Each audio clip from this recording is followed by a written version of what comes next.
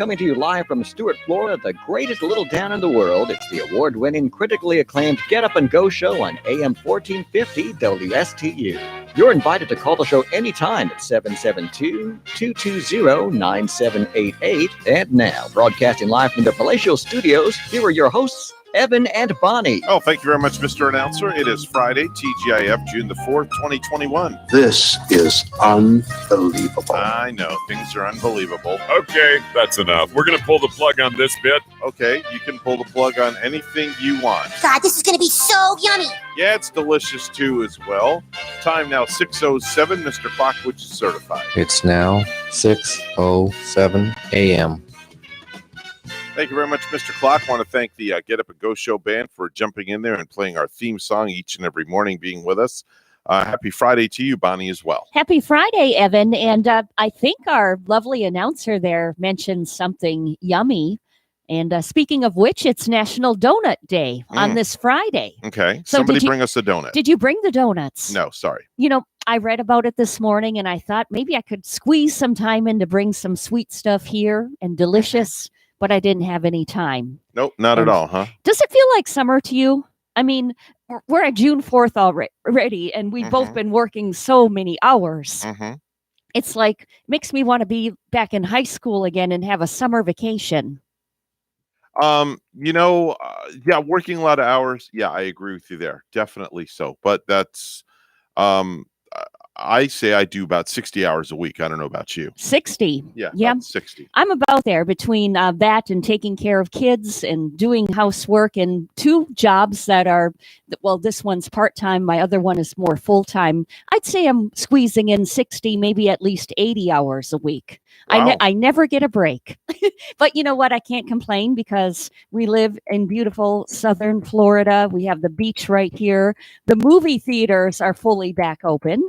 And we have a Clover Park baseball. So there's so much to do in this. There's a lot to do. And of course, the Sailfish Splash Water Park. And it's an amazing area that we live in. There's so much to do. We really can't complain. What are your plans for the weekend?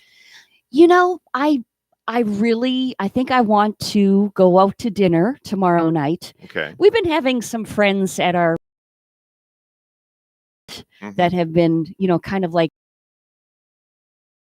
last couple of weeks now, right? And coming fresh weeks ago, oh good gosh, we were too tired. But I think I want to get out the dinner fork and my napkin, my bib, and go out somewhere, eat something good tomorrow night. So you wear a bib when you go out? Yeah, I wear it on my lap. Oh, the bib, of course, with proper etiquette, goes on the lap. Okay, so where are you thinking about going to dinner? Longhorn Steakhouse again. Why? Or they mentioned they want to take us to Tutti Fresco. Oh, Tudo Fresco. Yeah, Tudo is Fresco out in St. Lucie West. In Port St. Lucie Boulevard. I thought I saw it on. No, that's St. Lucie West Boulevard. It is? Yes. Okay. It's out west of 95, exit 121. When you get off, if you're going north, take a left at the bottom of the hill. It'll be on the right-hand side before you go around the roundabout. Nice location. They've got like a lot of good restaurants out in St. Lucie West. I know Carrabba's is one we like to hit to once in a while. I've been to Tudo Fresco many times, and their chicken parm is to die for. Basically, you order that, and that's for like two people. That's how much is in it. Yeah. Yeah, the friends have been telling us that the food is really, really good. Like, we don't know what we're missing out on. And I have yet to go and dine there. It's very good. You definitely don't know what you're missing out on. Yep. I'll tell you that much. It might be in the makings. So do you have a busy weekend on hand again? When don't I have a busy weekend? Oh, my. Yeah. Today's my first day that I can not do anything for about an hour after I get out of here. And then it's back to the grind once again. Olympic baseball. And then on Saturday, there's more Olympic baseball that'll be happening in the stadium. Baseball Olympics. Yeah. Is what they might call it. It's a Olympic qualifying rounds. The super rounds will be happening on Saturday. So does the USA go on now to USA play? Goes on to play in the super round on Saturday. And then after the 4 teams play, we'll decide who is going to go on and go to Tokyo. Now, you mentioned all the rowdy, loud fans that are Mhm. out at the stadium. Mhm. Does the USA have really loud, rowdy fans out there too? Are we Oh, yeah. rowdy? Yeah. They start chanting USA, USA, and it's pretty interesting. It's pretty interesting. to say the Canada, are least. they loud? I don't know. It's really hard to tell sometimes because when you have two countries there, you don't understand the language that they're speaking, so you don't know who's rooting for who. And do you know the cuss words in the other languages? Are you noticing Um, any cuss words that are? I couldn't tell you, to Yeah. be honest with And- you. I just simply couldn't tell you that. And there are some in different languages. My mother, a Finnish lady, sometime would tell me about, maybe a couple of cuss words here and there in the Finnish language. I'm sure if you go on Google Translate, you could put them in there, English to Canadian or English to Yeah. Venezuelan, and they'll come up. But I darn sure won't read them on the air. That's for sure. There's a couple of them that I do remember from Finland, but Mhm. I just, better be safe and not sorry and maybe not repeat. Yeah, better be on the safe side. Hey, not yesterday, but the day before, I want to say Wednesday, I got Mhm. a chance to see Ross Fuller from the area. Who's that? He's out of Stewart, and he made it on The Price is Right. on Oh, you ran into Wednesday's him? Show. I just made a point to watch Oh, because I okay. knew he was going to be on. Okay. And so I turned it on, and yeah, he won. He didn't make it to the Showcase Showdown. Okay. Mhm. Did he get on stage? He got on stage, he spun the wheel, and while on stage, before getting up on stage, he had won a really nice cookware collection, Mhm. something fancy. And then on stage, he won a trip to Chicago. Oh, So wow. he fared out pretty well. Really? Yeah. Okay. So I had to see him, I had to tune in knowing that he was like nice and local out of Stewart. I think he's like 36. And he had always been a fan watching, The Price is Right, even since the Bob Barker days. Yeah, he got the Le Croissant cookware collection and kitchen island in addition to a trip to Chicago, Yes. complete with a 5-night hotel stay and city excursions. And I love what Drew Carey said that, Chicago's a really big city. It's in Illinois. And then Drew said, it's the gateway to Wisconsin, too. Did you know that? Yeah. And Ross kind of giggled and said, yeah, I knew that. Yeah, he admitted on that when he spoke to the media that he wasn't really too excited about the cookware that he won at first. He had just sold most of his kitchen supplies moving to LA back to his hometown, and said his parents reassured him that it would be a great addition to his new home.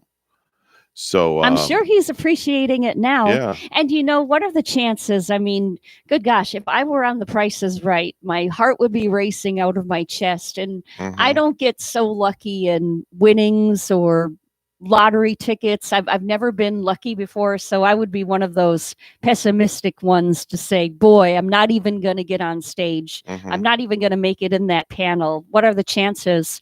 And the chances were likable for him to even make it to front row and get on stage and meet Drew and win a couple of exciting items. Yeah, it's a pretty cool experience. I know that you and I had interviewed another person, Mike Knapp Jr., as a matter of fact, the Air Force gentleman that I know his dad, who's an author who we've had on the show. And he won the whole thing, won the showcase. He Can you won believe it? the Right? whole enchilada, Yeah. literally. Oh, I would love to be in, somebody's shoes, to win that. And I would hope my showcase has a nice fancy trip, maybe to Italy or France, and a nice boat, and of course a car. That would be the complete package. Well, a lot of times too, a lot of these people that are on these game shows, whether it's the Price is Right or any of the other game shows, they don't actually get their prizes because they can't afford the tax on them. Yeah. Because you have to pay. They have to pay. You got to pay tax. So when you're winning, tax. when you're winning a showcase that's worth like $70,000, you're paying about 20% in tax, and that's 10% of that is 7,000. So you got to pay out about $14,000 in cash. So now it really becomes a reality when you've won all that stuff, and now it's like, okay, how am I going to get $14,000 in cash to pay? You have to take out a second mortgage on the home to pay for it. Yeah, so a lot of times, more times than one, a lot of these people that win all these prizes, they don't really go home with the prizes. Yeah. Oh, can you imagine? Yeah. Oh, I would have to find out a way somehow to keep those prizes Mhm. after all I went through on stage just to get there, and like the heart racing out of my chest. I guess that little this like the stage area and the part where they pull people from the audience, Mhm. it's I've heard that it looks much bigger at home than it is when you're actually there. You mean where you sit in the audience? Yeah, they say it's more seeming like a tinier little room than it looks No, when it appears on TV. I've actually been in there before, and it looks just like it looks on television. Oh, does it? Yeah, you have a middle section, then you have a section on the left, section on the Yeah, right. I'm aware of the sections, Yeah, Evan. yeah, I mean, yeah, I've been yeah, seeing it for years, but I've been told that what Yeah. you're seeing on the screen, Yeah. isn't as big as it seeming as when you actually get there. That's Um, what I've heard. Oh, okay. Yeah. Well, when you look at things on TV, it always gives TV always makes things look different than in person. When you're watching different events and things like that, also as well. So TV will always give you that illusion. Oh yeah, even Yeah. like the newsrooms that we Mhm. see, the newsrooms look so big and Yeah. studio, and then when you get there, they're actually much smaller Yeah. than what you're envisioning. Exactly. Hi, good morning. You're on the air. Wait a minute. Let me hit my button. When There we Hey, go. the taxes? Now I got you. Sorry, I didn't have my button. Somebody had turned off all these buttons. The previous person that was in here had everything turned off. Anyway, go ahead. I'm sorry. can they use the money that they win to pay the taxes? I mean, sometimes they win like $30,000 cash, and you know what I'm saying? Yeah, you could, because you're taxed 20% on pretty much everything that you win. So if you've won like 25K in tax, and your total amount is like a $70,000 showcase, you got to pay 14 grand. Yeah, you could take 14 grand out of the cash that you won and pay the tax. Of course you could. It would be nice to be able to do that, Yeah. but you would probably hate to do that too after you What do you already think about won the the money. car? You know, the car is the one I would be concerned about, because that's like the biggest one you could win. Yeah, what I'm the saying? car's like $40,000. We'll just say hypothetically. So on 40,000, you got to pay $8,000 in taxes. So you can take that 8 grand out of, let's say, if you won 25,000 on the wheel that you spin. So you could take the 8 grand off that 25 grand, and you can do it that way. That's actually what my buddy did, who actually we've had on the show a couple of months ago. He won the whole enchilada. He won like a lot of cash and prizes. So what he did was he took the cash from the winnings and paid the tax on everything, and he was able to keep all his stuff. Yeah, I don't know. I'll tell you what, I'd be a little nervous. I'm like Bonnie. I'd be like, I just forgot everything I didn't know. Yeah. You know? Yeah, I would be too aware of my surroundings, Jeff, Yeah. and just like Yeah, looking it'd at be everyone. Like, oh my God. And the lights in your face and all that kind of stuff. And you're like, Oh, yeah. Yeah. yeah. It's There'd it's be a lot of pressure. When I talked to Mike, and he told me it's a lot of pressure, because you don't realize, like you said, you have the lights, you have the audience, you have the host. Your mind is going 8,000 miles an hour in different directions, and you're trying to pay attention. And it's not like being the armchair quarterback of it at home and being relaxed and Yeah. knowing Yeah. the prices. No, you said that. You yell at it. How many times have I yelled at that TV? I've yelled at it a few times. Yeah. It's like, like, don't do that. That's the wrong answer. I know. Why do you Oh. yell at the TV? The TV's not going to yell back at you. I know. It's just one of those things you do. Like a football game. Oh, you yeah. know? Oh, yeah. The guy drops the ball in the end zone. You're falling down in front of the TV going, no! It's like. Gotcha. Then does your wife walking in the other room, does your wife get annoyed and say, listen, if you're going to yell at the TV, I can't stay and watch with you? She knows I'm a nut to begin. It's like, you never know what to expect from me. Yeah, but what kind of nut are you? A peanut or a walnut or a cashew? Which If one? I had to describe myself, I'd be a cashew. I'd be deadly on the outside, but sweet on the Oh man, that's a good one. I like that. That's a good analogy. I like that one. I'll be a inside. You donut know for about National cashew Donut nuts, Day. right? Yeah. You eat the shell, you're dead. Well, Oh yeah. I don't know about that because I'm allergic to peanuts, so I stay away from all that kind of Yeah. stuff. Oh man, that's horrible. Yeah, well, what can I say? I'm not missing out on nothing because I make it up in other places. Look out. As long Yeah. as you don't get pasta. That's the one you don't want. Well, yeah, I got a weak heart for pasta. So what? I haven't had any in quite a while. Maybe I'm going to make some spaghetti when I get home later today. I haven't either because pasta in my home is dangerous to me. Because if I make spaghetti one day, I'll have to eat the rest of it the next day and the next. That's the best part. That's the best part. The next day, that's like, ooh, that's even better than what's really good is you make pasta and then you find out you have no spaghetti sauce at home.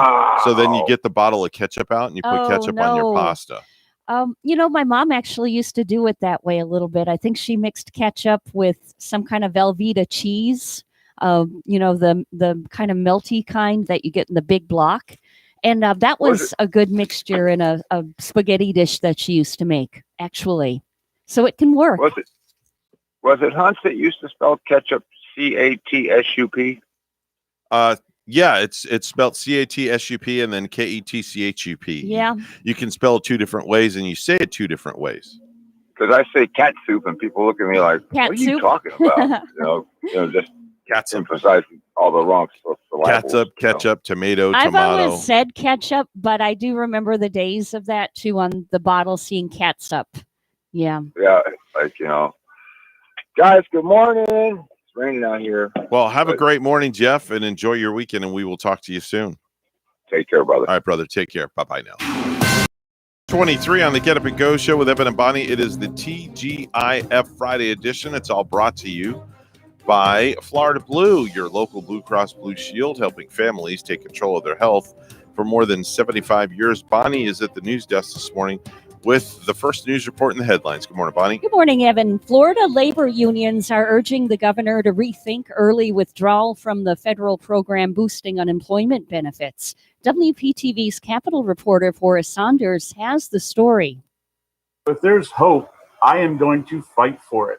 I'm going to fight for every bit of it. Chef Jim Reiser lost his catering business in March of 2020 and since has needed that $300 weekly unemployment boost to get by. To take that out of our hands is despicable. Reiser may lose his home without it. Meanwhile, disabilities prevent him from finding a suitable full-time job. Please give us this money to make this have an opportunity to find something we can pay for our families. DeSantis is pulling the boost plug on June 26th, months before the September expiration, but not without a fight from Florida labor unions. Why would the DeSantis administration leave this money on the table when we are in such a dire economic situation? Florida AFL-CIO and others starting a digital campaign and online petition this week. They aim to share stories like Reiser's and push the governor into an about face. Do the right thing. Keep these benefits in place. Again, they are not hurting anyone. DeSantis defiant to date. Every corner of the state has job openings. Ending the boosts, he said, will help push unemployed back to work where more than 400,000 jobs are waiting. Businesses desperate to hire. Please don't play Robin Hood with our lives. But Reiser says employers aren't signing older and disabled guys like him. You are stealing from the poor and giving it to the rich. And time is running out to find something that'll pay the bills. The death toll from last weekend's mass shooting in Miami-Dade County is now up to 3. 32-year-old Shakina Peterson died yesterday, and the shooters remain at large. A 12-year-old boy allegedly involved in a gun battle with Volusia County Sheriff's deputies Tuesday night is facing serious charges.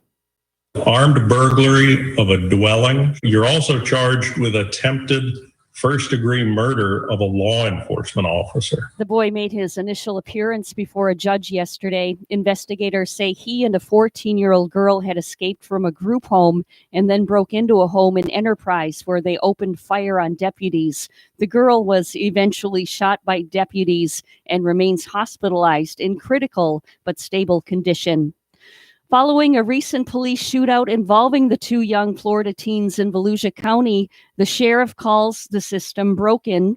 WPTV's investigative reporter Katie Lagrone found the system isn't designed for kids with violent tendencies.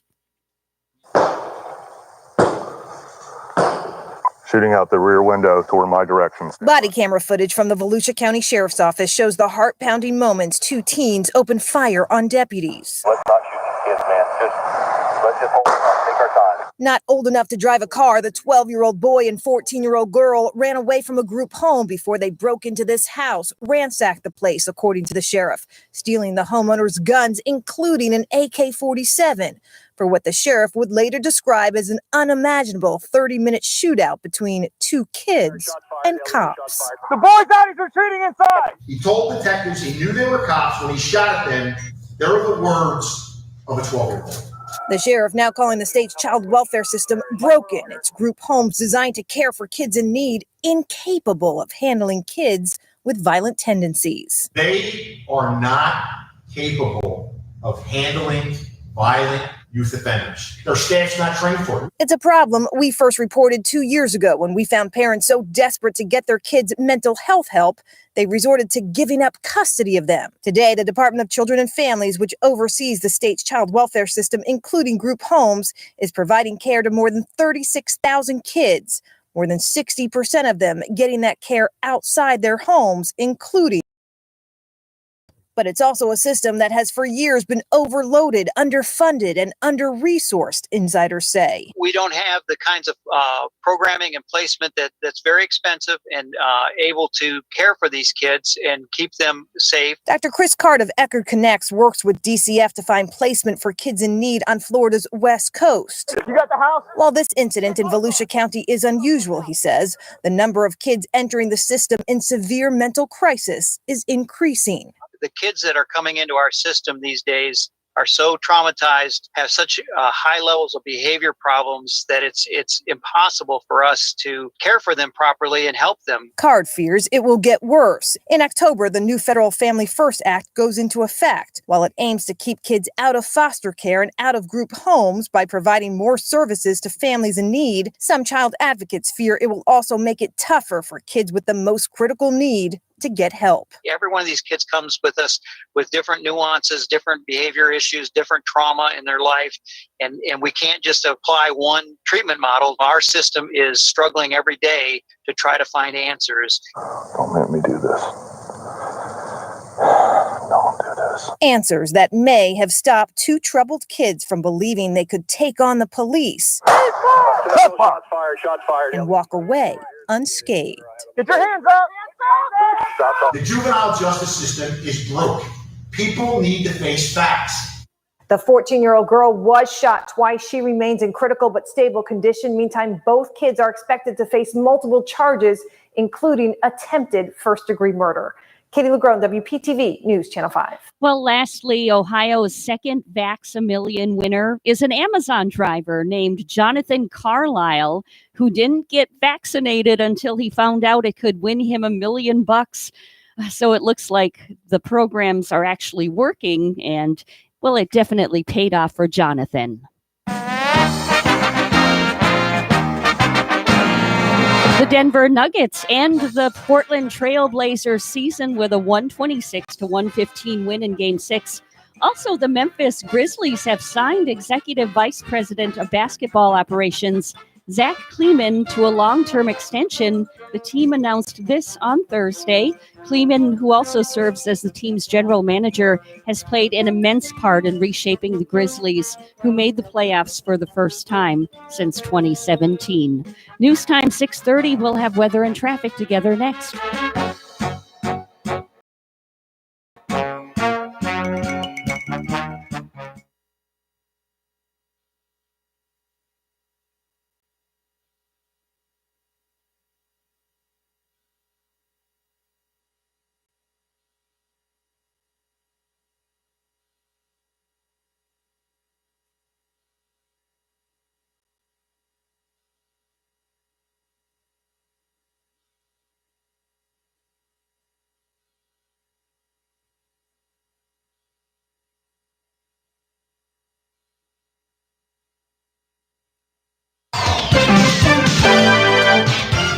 6:31 right now on the Get Up and Go show. It's the Friday edition with Evan and Bonnie. It's time for traffic and weather together, brought to you by Code Red Roofers. Bonnie? You don't find any accidents for a Friday morning. So, if you have to travel, be there by 7. Yeah, you should arrive there on time. The traffic looks good this morning. And there's your latest look at traffic.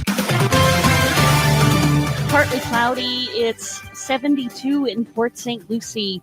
In Dickinson, North Dakota, a clear sky 65. Here's our weather at WPTV. Happy Friday, sunshines, waking up to temperatures in the low to mid 70s. Isolated showers possible for the morning drive with some pockets of bigger downpours. This afternoon, highs in the mid to upper 80s, more sunshine towards the coast with a 40% chance for inland showers and storms. Tonight, lows in the low to mid 70s, scattered rainfall into the night. For the weekend, highs in the mid to upper 80s, morning coastal showers turning sunny for the afternoon with showers and storms around the lake. I'm WPTV First Alert Meteorologist Katya Hall on WSTU AM 1450, Martin County's Heritage Station.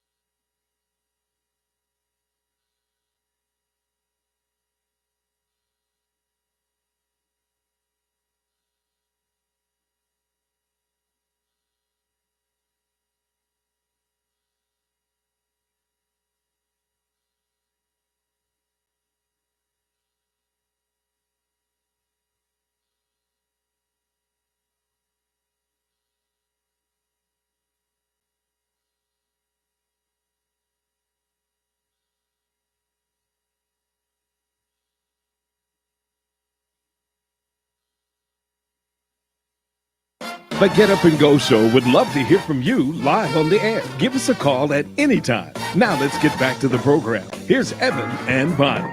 6:35 on the Get Up and Go Show. It's time for some viral videos.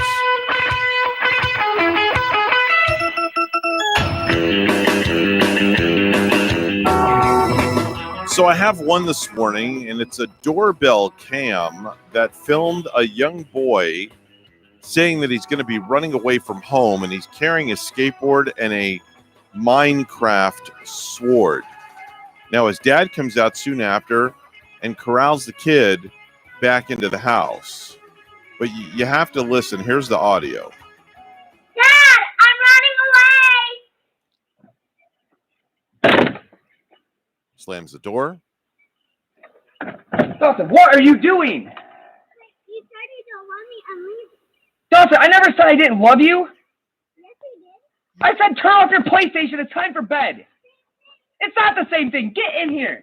And how are you going to run away with a Minecraft sword? And the kid thought because the dad said turn off the PlayStation and get ready for bed, the kid thought that means the same thing as I don't love you anymore. He took it as I don't love you anymore. Yeah, he took it personally. There used to be a time when the kids would take it as we better listen and get to bed because dad means business. Yeah. Instead, he wants to take off with his Minecraft and a skateboard. I guess if I were running away, I would choose a skateboard, maybe get away faster get away. But it's right kind there. of funny. You notice that the kid, as he walks out the door, he announces, I'm running away. It's like most kids, when they run away, they just run away. They don't say nothing. This kid was like, see, I think he was testing his dad. Testing the waters a little bit. Testing the water to see if dad really loved him, if dad would really come after him. So he walks out the door and says, I'm running away. Let me see if my daddy's going to come and get me. Wanted to make it loud and clear so everybody could hear. Yeah, I'm well, running I think away. There's no doubt that that father loves his kid. Oh, I'm sure. Yes. Did you know 58% of your current college kids have never used a dating app before? 58% of college kids have never used any kind of dating app before. That's a big percentage. You would think that more of the college kids would have used the dating app, unlike you or I. And of course, I did make it into the age where I did get on one of those dating sites one time. It might have been Match, but it was years and years ago. I know some people who have met. Well, I know a lovely couple personally who met on Match, and well, they ended up getting married and having a little baby later. Oh, wow. Very, very cool. So I guess those sites do work out. Did you know 38% of us had our first kiss for the first time when we were between the ages of 14 and 17? Now, I remember my first kiss, and it was kind of weird because I really wasn't into girls back in the day, but I kind of had this crush on this one little girl, and her name was Chrissy. And they were friends of my parents' daughter. And we went down to their house down in Hollywood, Florida. And every time I would go to talk to her, and she would like make an attempt to be the one to kiss me, I would kind of like run. That's a 'cause I was typical, scared. typical little boy. A Yeah. kiss you, hold hands. Oh, yuck. Yeah. What's that Gross. about? Yuck. Cooties, as they say. Yes. Did you know people who swear a lot are usually more honest than those who don't swear a lot? Oh, I wonder where they found that. Very interesting stat there. Yeah, the studies that they do, right? Yeah. Did you know that according to Glamour magazine, the average woman will spend about 82 hours at the grocery store every single year? 82 hours in 1 year. Yeah, I think women, some men that I know too, tend to like to go grocery shopping. But now with the new atmosphere of it all, of people bringing the groceries right to your doorstep, a lot of people tend to want to stay home and just do it that way too. I still like to get out. I still like to get out and rock and roll in that grocery store. 82 hours a year. So if you sit there and you divide that 82 divided by there's 52 weeks. Well, that's kind of like a couple of work weeks for most, right? It's basically it's 1.5 hours a week in a grocery store. We have some calls. Both our lines are ringing right now. Hi, good morning. You're on the air. I'm the only line you should be answering. Well, there's another line ringing. So hold on one second, George, because I can't conference these calls. So hold on one second. Hold on. All right, let's go to this other line. See who it is. Hi, good morning. You're on the air. It's your wife. Oh, hi, White. Wow, you're up early. Jeez. I haven't gone back to bed since you left. Oh, okay. All right. You're bright-eyed and bushy-tailed. So how many hours a week do you say that you go to the grocery store? I don't spend an hour and a half a week. Yeah, that's the average. You know, Average about an hour and a half. I might spend an hour and a half a week at one because I go to different ones. And then if I find the prices to be a little bit better at another one, I'll travel there. Wow. I do it that way sometimes. So I'm one of those spending an hour and a half there, I'm sure. Okay. I'm going to make an attempt to do something in here. Hold on one second here. Let me hit this button and this button. And I just lost George. Okay. Well, all right. Well, I lost George. What can I say? I was going to try to conference George in and see if I could make this thing work, but I guess it didn't. Anyway, So you have wow. So Rachel's been up since like 4 o'clock when I got up. Why up so early?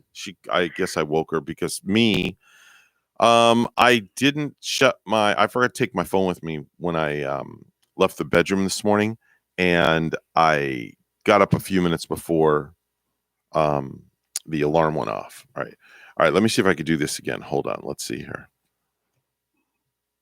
Gosh darn it. All right, hold on. Why isn't this working? All right, hold on, Rachel. God, I can't. The phones are like weird. Okay. The phones are all weirded out here. I don't know why. All right, I'm back. Sorry about that.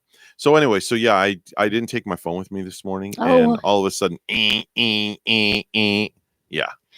I heard something weird going on in my vehicle this morning. I don't know if it was my radio or if it was something in the vehicle. So, I had to turn the radio off for a little while and drive. But as I turned it off, then I didn't hear it anymore. Okay. I thought, I'll be darned if I'm getting some kind of a signal stating that something's wrong in my vehicle. Oh. And it wasn't. I think it had been on my radio. All right, I'm going to make one more attempt here. All right. I'm going to try and see. Hold on, Rachel. Let me see if I can do this here. Boom and boom and boom. I did it. All right. So now I have both of them on the line, but you all can't hear each other, so you can only talk one at a time. So, George, I'm going to ask you a question, and Rachel, hold on one second. George, how many hours a week would you say you spend in the grocery store? Oh gosh, I'm in and out of Walmart all the time. So, in a week or a day? A week, because the average is 1.5 hours per week. You know what, George? I said an hour and a half. For me, it might even be more than spending an hour and a half a week. Oh, it's a lot. It's a lot more for me. Are you kidding? Yeah. Wow. Rachel, George says that he spends more than an hour and a half a week in the grocery store. I mean, I think Wait, George, hold on, George. Let Rachel rebuttal here because y'all can't hear each other. Go ahead, Rachel. Okay. I think it really depends. Like, I think if we're going grocery shopping to restock everything, we could probably spend, or just like walking around trying to figure out what we need, then yes, I could say we probably spend an hour and a half in the grocery store, or just sometimes just walking around. But like last night, I knew, kind of specifically what I wanted when I stopped at the store on the way home from work, and I was in and out in less than probably 45 minutes. That way you can do it faster, but then you get some people too that will stock up like at BJ's or Sam's Club, and maybe that's their only shopping that they will do all month BJ's or 2 and months. Sam's Club, that's an all-day adventure for me. I get very lethal in those stores. Now, George, do you visit do you have a BJ's or a Sam's Club up there in Kentucky, George? Sam's Club, it's an hour away from me. Okay. All right. Now, do you tend to take longer in a Sam's Club, George, than you would in a Walmart?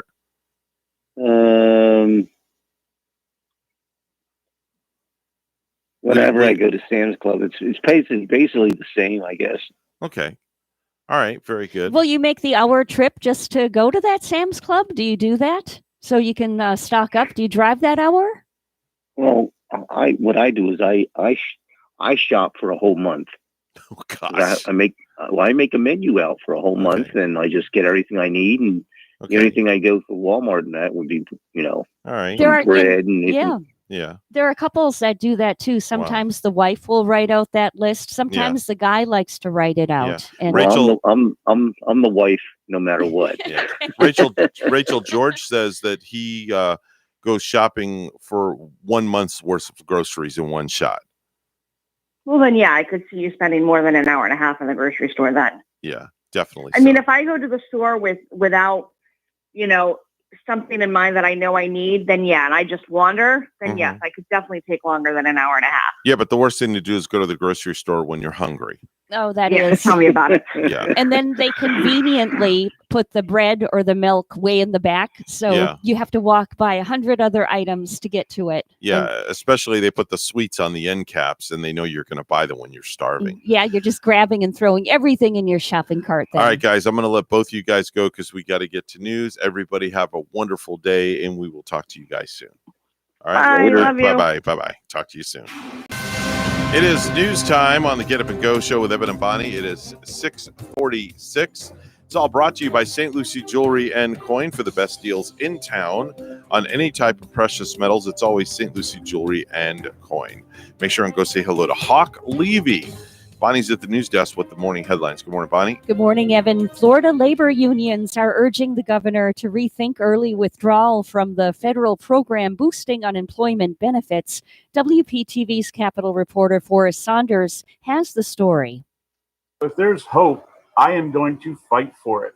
I'm going to fight for every bit of it. Chef Jim Reiser lost his catering business in March of 2020 and since has needed that $300 weekly unemployment boost to get by. To take that out of our hands is despicable. Reiser may lose his home without it. Meanwhile, disabilities prevent him from finding a suitable full-time job. Please give us this money to make this have an opportunity to find something we can pay for our families. DeSantis is pulling the boost plug on June 26, months before the September expiration, but not without a fight from Florida labor unions. Why would the DeSantis administration leave this money on the table when we are in such a dire economic situation? Florida AFL-CIO and others starting a digital campaign and online petition this week. They aim to share stories like Reiser's and push the governor into an about face. Do the right thing. Keep these benefits in place. Again, they are not hurting anyone. DeSantis defiant to date. Every corner of the state has job openings. Ending the boosts, he said, will help push unemployed back to work where more than 400,000 jobs are waiting. Businesses desperate to hire. Please don't play Robin Hood with our lives. But Reiser says employers aren't signing older and disabled guys like him. You are stealing from the poor and giving it to the rich. And time is running out to find something that'll pay the bills. Cheney Brothers Incorporated, a West Palm Beach food distributor, is coming to tradition. The family-owned and operated company, founded in 1925, will build a 427,000 square foot, $55 million facility on 52 acres at Legacy Park off Interstate 95 in Becker Road, which the city refers to as its jobs corridor. When completed, the facility will service restaurants, clubs, and hotels in the region. Cheney Brothers CEO Brian Russell said in a news release, it will also provide a safety net for supplies if needed when hurricanes strike. The distribution center, until now codenamed Project Bullet, to preserve secrecy among the city, St. Lucie County, the Economic Development Council, and others, is a partnership among the city, St. Lucie County, and Sansone Group, a St. Louis developer bringing companies to a $3.2 million square foot manufacturing and distribution complex on 300 acres at Becker Road and Village Parkway. FedEx will be among tenants of the complex. Before its anchors away on cruise ships, 3 South Florida mayors are asking the governor to pull up his anchor. Tying the cruise industry to jobs in the post-pandemic economic recovery, the mayors of Broward County, Fort Lauderdale, and Hollywood have sent a letter to the governor asking that he drop his vaccine passport ban. Broward Mayor Steve Geller says the CDC and the public have spoken, supporting vaccine mandates on ships. You're not going to get ships sailing out of Florida if they can't guarantee their passengers that the other passengers and crew have been vaccinated. The positivity rate in Broward has dropped to 2.1%, with the state leading nearly 60% of all eligible residents being vaccinated. Erica Rodriguez, Miami. Thousands of pounds of supplies and experiments are on their way to the astronauts on the International Space Station. 3, 2, 1, 0. Ignition. Liftoff. And liftoff of the 22nd SpaceX cargo resupply mission, bringing new solar arrays to the International Space Station. The Falcon 9 rocket carrying the Dragon cargo capsule lifted off from Cape Canaveral as scheduled at 1:29 p.m. local time. Lastly, Ross Fuller walked away with more than just a great experience following his appearance on The Price is Right Wednesday morning. The Stewart resident took home a new Le Croissant, a cookware collection, and kitchen island, in addition to a trip to Chicago, complete with a 5-night hotel stay and city excursions. Though Fuller didn't make it to the final showcase, he said he's very happy with his winnings and believes they were some of the best prizes of the day.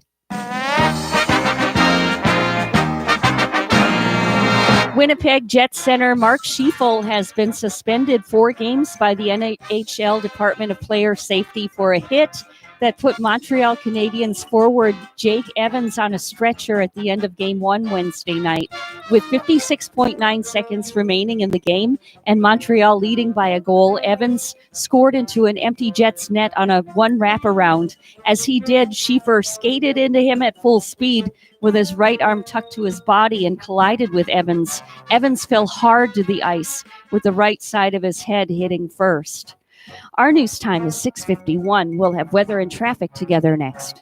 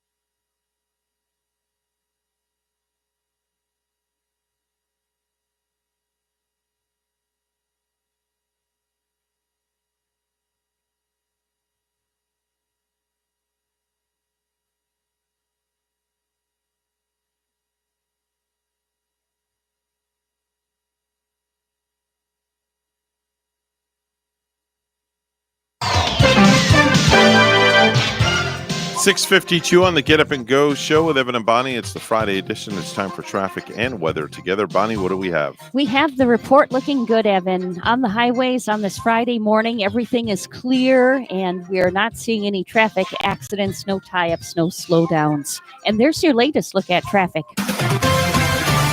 And getting a little rain this morning in the Stewart area, too, at 73 degrees. In Annapolis, Royal, Nova Scotia, it's a cloudy 58 with rain showers. Here's our weekend update at WPTV. Happy Friday, sunshines, waking up to temperatures in the low to mid 70s. Isolated showers possible for the morning drive with some pockets of bigger downpours.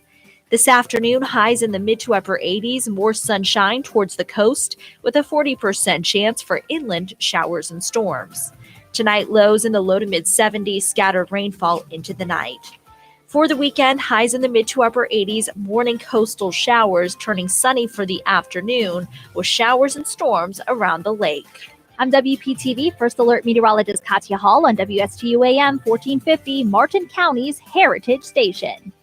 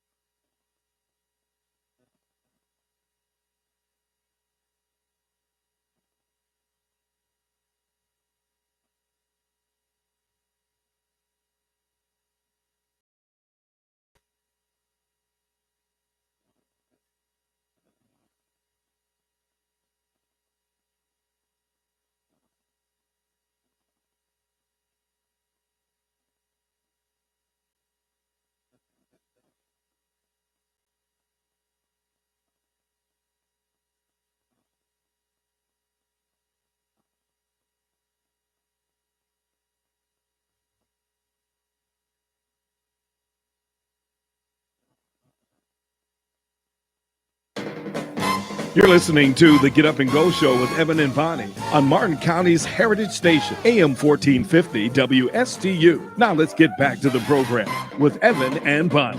The FAA announced it might require airplane passengers to step on a scale before taking a flight. Here at Amtrak, we wouldn't dream of weighing you. We love our plus-size passengers. You're nice, you're pretty, and you consistently sell out our concession stands.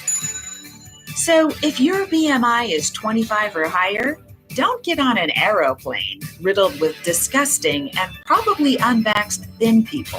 Chow down and chill out on Amtrak. All right, maybe I'll take an Amtrak next time I have to go down to somewhere down south or something where they don't weigh people. I don't know. It would be fun taking an Amtrak, and you know what? I've never taken one before, Evan. A lot of fun. A lot of fun getting on a train. I bet it would be. I've never actually been on a train. I used to ride the Bright Line down to Miami all the time until they stopped that, but hopefully that's going to be continuing again, and I can go visit my son down in Miami again. I have been on a kiddie train over at the amusement park. There I you guess go. I have been on a train before. There you Just go. not a biggie. All righty. We're WSTU Stewart, Martin County's Heritage Station. The news is coming up next, and then hour number 2 of the Get Up and Go Show. Don't go anywhere. We'll be right back.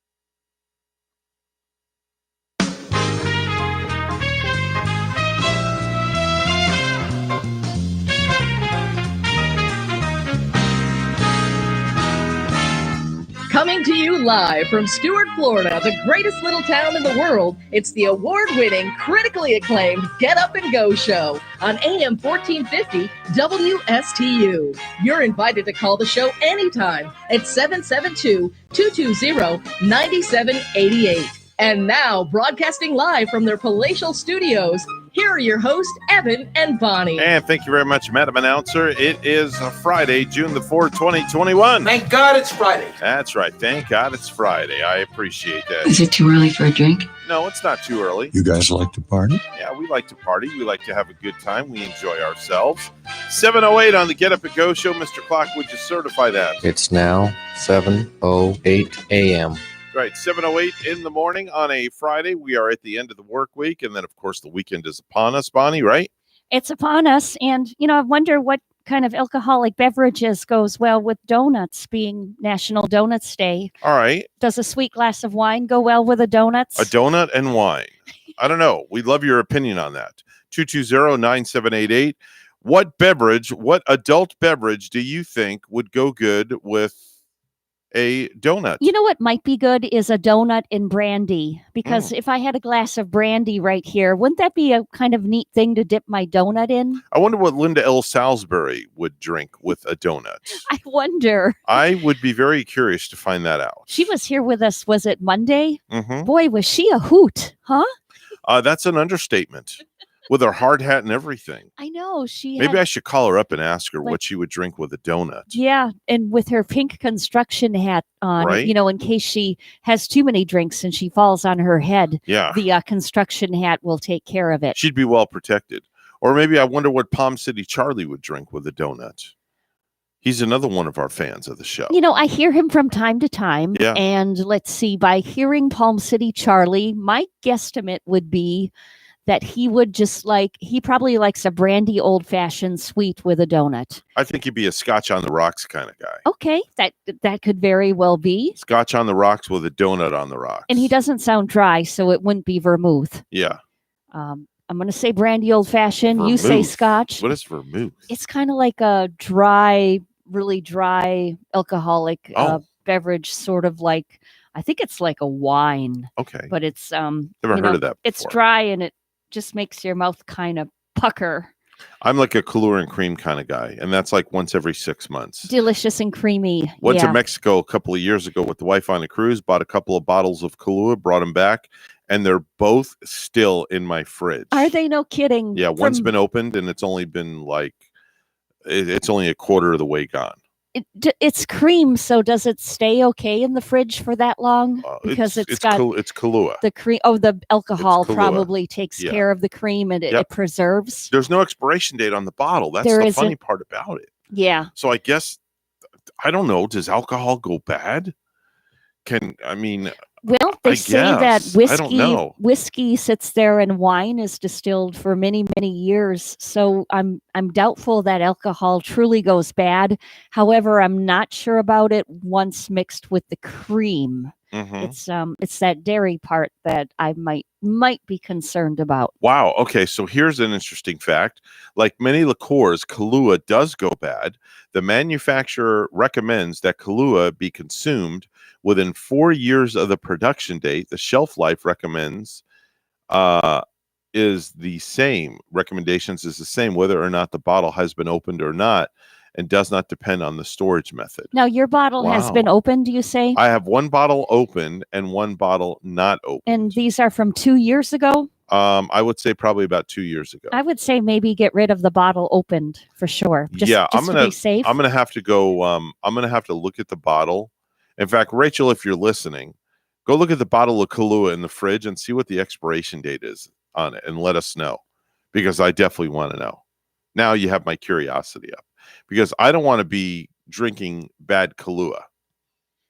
Yeah, I don't. You could seriously be throwing up after that. I thought that yogurt stayed Mhm. for pretty long, and I bought yogurt before I went on my little excursion to Kissimmee a Right. few weeks ago, and so I looked in my refrigerator yesterday, and oh no, darn thing expired like a couple of weeks ago on my yogurt. I went to the Kahlua website. They actually have a website. It's Kahlua.com.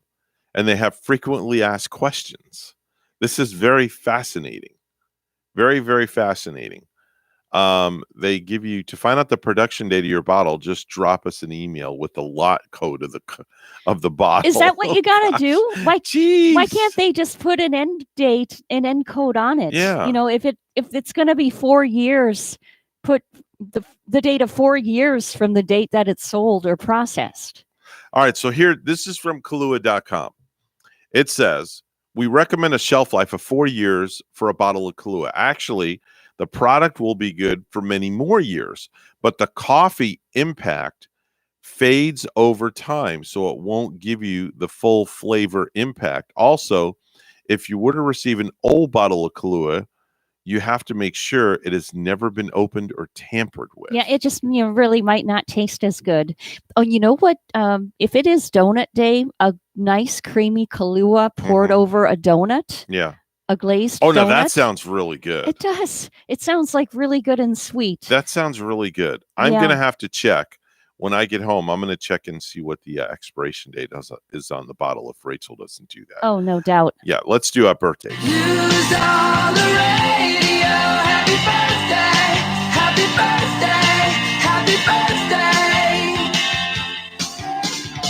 All right, time for birthdays, anniversaries back in the day. Bonnie, what do you have for me this morning? I guess just happy birthday if you're celebrating, and enjoy a Kahlua All right, on us. have a Kahlua and Guilt-free. cream. Yeah, have a Kahlua and cream. Guilt-free this morning. Yeah, today's date, June the 4th, 2021. We are in the last of 6 months of the year, which means we are going to be halfway to 2022 at the end of this month. Yeah, and before we know it, it's going to be my favorite time of year again. Christmas. Which is actually, it's right. My favorite time is anticipating. It's right in maybe mid to late September. Mm-hmm. When you're starting to get the feeling of Halloween coming. Yeah. And I get that feeling of decorating the house at that time. And And knowing Halloween, Thanksgiving. that the whole holiday season is ahead. And then Christmas. Yeah, And I it's just here. love that time of year. And this year, the wife and I have made a conscious decision. We are going back to normality this year. So our house is going to be fully decorated. Oh, that's wonderful. Yep. Aren't you excited? I am very Aren't you just excited. excited about that? Yes. Yeah. Ona Chaplin, 35 years old today. That's Rob Stark's wife on Game of Thrones. And you know what else she's going to do? Everybody's been anticipating the Avatar, the James Cameron Avatar movies arriving. Yeah. She is supposed to have a lead role in a couple of these. Oh, wow. So Very you nice. can look for her in that when you take a deep breath when it finally arrives. Bar Raffaelli is 36. That's the Israeli model who used to kiss Leonardo DiCaprio. Hot item at one time. Yes. Hot ticket. TJ Miller, 40 years old today. That's Weasel in Deadpool movies. Robin Lord Taylor's 43. That's the Penguin on Gotham. Josh McDermott's 43. That's Eugene on The Walking Dead. Angelina Jolie is 46 years old today. Russell Brand, 46 years old today. Oh, comedian Russell Brand, Yep. right? Mhm. He's 46, same age as Angelina. Yep. Wow. So they're both celebrating birthdays today on Yep. the same day. Theo Rossi is 46. That's Juice on Sons of Anarchy. James Callis is 50. That's Gauss Baltar on Battlestar Galactica. Noah Wiley is 50 years old today. That's Dr. John Carter on ER and Tom Mason on Falling Skies. Horatio Sands is 52. That's Saturday Night Live's first token Latin cast member. Horatio Sands. Now, Scott Wolf is 53. That's Bailey on Party of Five. Al B. Sure. One hit wonder, Al B. Sure. His hit was Night and Day. And he's only 53 years old today. I've heard of I'll Be Sure, but I wasn't really sure what Night and Day was. I'm not really sure of his hits. Yep, that's the only hit he had, Night and Day. I wonder if it was written in the evening time or in the daytime. Don't know. Maybe he wrote it both times. Both times. And that's why he called it Night and Day. Maybe it came to him overnight too in his sleep. you never know. Some of those artists do. They think of a music in their sleep and then they got to write it down the very next morning so they don't forget it. If I say this song to you, Bonnie, who do you think of? Rhythm of the Night. DeBarge, right? El DeBarge is 60 years old today. Okay. 60 years old today. Keith David is 65. That's the stud from Judd Carpenter's They Live. Michelle Phillips, 77 years old today. The Mamas and the Papas, California Dream, Monday. I think she was also like in Knots Landing, which I used to watch when she was older, and still a beautiful woman as she aged. But then I'll never forget her doing Dedicated to the One I Love, and singing that with the Mamas and the Papas. Just how extremely beautiful she was. Now, this next lady, I could actually call up right now and wish her a happy birthday. She's famous. She's 93 years old today, and I have her number in my phone still from my days of doing syndicated talk radio, and it's the one and only Dr. Ruth Westheimer. Wow, so call her. 93 years old So today. call her up. I don't know what nursing home she's in. Oh, That's probably where she is and at 93. She's 93, huh? Yeah, Dr. Ruth Westheimer. Celebrating birthdays in the heavens, Freddie Fender, the acclaimed, ashamed country singer. Oh, before the next teardrops fall, right? Yeah, exactly. Yeah, my mom was a huge fan of his. Former pro wrestler who achieved huge levels of fame as the voice of the WWF in the late 1980s, Gorilla Monsoon. Celebrating a birthday, he passed away in 1999, and his teamwork with Bobby the Brain Heenan in the broadcast booth set the standard for all sports commentary. King George III passed away in 1820. He's celebrating a birthday today. King George III, huh? King George III. And as we mentioned earlier, it's National Donut Day. So go out and have a donut on us. Just don't send us the bill, and pour a little Kahlua over that donut. So, like, what's your favorite type of donut? Is it like a glazed donut or a cherry-filled donut? Do you have a favorite? I like a Boston cream. I like the good old-fashioned glazed donuts, the chocolate glazed donuts. I like chocolate cake donuts. And I wonder if somebody will ever come out with what's called a cheesecake donut, because I love me some cheesecake. That would be really good. Yeah. And, the cheesecake donut with the swirl on top with like a white frosting kind of swirl. Kind of like a Boston cream. Instead of shooting the cream inside the donut, shoot the cheesecake mix. Oh, yeah. Inside the glazed donut. That would be amazing. I'm the surprised they wouldn't make that already. The topping of the donut could be the pie shell crust that they use that you make a cheesecake with. So that would be your cheesecake donut. Did you know that half of us think more highly of people who bring donuts to work? Really? Yep. And our preferred spelling of the donut is DONUT. Probably because the rest of us don't know how to spell it the other way, the real way. DOUGHNUT. So you know it, Evan. Yes. But the rest of us, and I think that's the way they mostly have them spelled on the box. With DONUTS. Yeah, you know what? Come to think of it, now that's another thing that I'm going to be looking for when I go to the store. When I see boxes of donuts, I'm going to be curious to see how they spell the word donut. Yeah. That's a great idea. If I had more time right now, I would call G and Ray on the air and ask them how they spell the word donut. Think about that. I wonder which one of the two would give us the correct spelling. Well, there's really no correct spelling, I don't think. Technically, it is spelling dough, DOUGH. All right, so let's ask Google. Which is the correct? And I think donut, the DONUT, is just like a made-up shortening kind of thing, with the dough nut with the dough in it is the real way to spell it. Let's see here. All right. DOUGH, donut, spelt that way, is the original, generally preferred spelling of the word. It is more common in the United States and vastly more common internationally. Donut, spelt DONUT, is an Americanized, shortened version of donut that isn't correct. That's what I just said. Yeah, but it is much less common. Most publications opt for donut, DOUGHNUT. And I think I've seen There you it go. at businesses spelled the most with the shortened version. I mean, of any of the boxes I've seen the shortened donuts. Like Donuts? It looks like donuts. Now here's D-O. an interesting thing. Okay, Dunkin' Donuts, they spell Dunkin' Donuts website is Dunkin' Donuts spelled DONUTS. Yeah, yeah, That's weird. That's where you see it the most. That's definitely weird. I don't know. Tomato, catsup, ketchup. You know what? It's all the same I darn gotta thing. look at the Jupiter brand the next time somebody brings in that box to work. I just Yeah. remember I like their saying Jupiter donuts. They're Yeah. out of this world. Exactly. And they're very good too. Delicious. Definitely so. 7:22 right now. News time once again. It's all brought to you by Florida Blue, your local Blue Cross Blue Shield, helping families take control of their health for more than 75 years. Bonnie standing by in the newsroom with the headlines. Good morning, Bonnie. Good morning, Evan. A 12-year-old boy allegedly involved in a gun battle with Volusia County Sheriff's deputies Tuesday night is facing serious charges.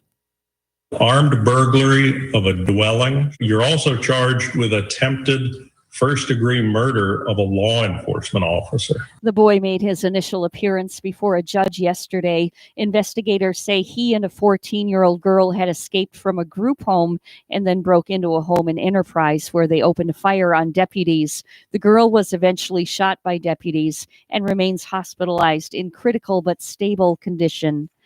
Federal prosecutors are investigating Congressman Matt Gaetz for obstruction of justice. It involves a phone call Gaetz had with a witness connected to an ongoing probe into the Florida Republicans' alleged sexual relationship with a minor. COVID-19 hospitalizations in Florida are at their lowest level in over a year. The Florida Hospitalization Association says the numbers declined 19% in just the past 2 weeks. Before its anchors away on cruise ships, 3 South Florida mayors are asking the governor to pull up his anchor. Tying the cruise industry to jobs in the post-pandemic economic recovery, the mayors of Broward County, Fort Lauderdale, and Hollywood have sent a letter to the governor asking that he drop his vaccine passport ban. Broward Mayor Steve Geller says the CDC and the public have spoken, supporting vaccine mandates on ships. You're not going to get ships sailing out of Florida if they can't guarantee their passengers that the other passengers and crew have been vaccinated. The positivity rate in Broward has dropped to 2.1%, with the state leading nearly 60% of all eligible residents being vaccinated. Erica Rodriguez, Miami. Mayor Greg Oravec likely will soon resign from the city council here to take a new job as village manager in Islamorada in the Florida Keys. The village council chose him Wednesday afternoon from among 3 finalists. A special election would be needed in Port St. Lucie to fill Oravec's position as mayor. The Islamorada Council's decision comes 2 weeks after Oravec, age 46, announced he would not seek re-election to a 3rd term. Oravec could not be reached for comment on Thursday. Health officials have issued a rabies alert for portions of Indian River County after a raccoon attacked a person and their cat on May 29, then tested positive for the virus 4 days later. The rabies alert is in effect for 60 days and includes the following boundaries: Barrier Island south of State Road 510, Barrier Island north of Round Island Park, west of the Atlantic Ocean, and east of the Indian River Lagoon.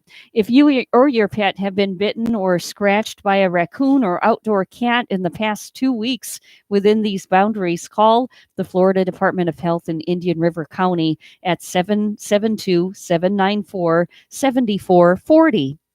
Lastly, 2 teenagers in Arizona, they spotted a brush fire on Memorial Day that no one else knew about, and they kept it from spreading by kicking dirt at it for an hour. Then a random guy stopped to help them out. He had a 30-pack of beer with him for Memorial Day, and yes, they used it to put all of the embers out. Arizona Diamondbacks TV analyst Bob Brenly said on Thursday that he will take a voluntary leave of absence from Bally Sports Arizona while he takes sensitivity training following his comment earlier this week about Marcus Stroman, which the New York Mets pitcher said had racist undertones.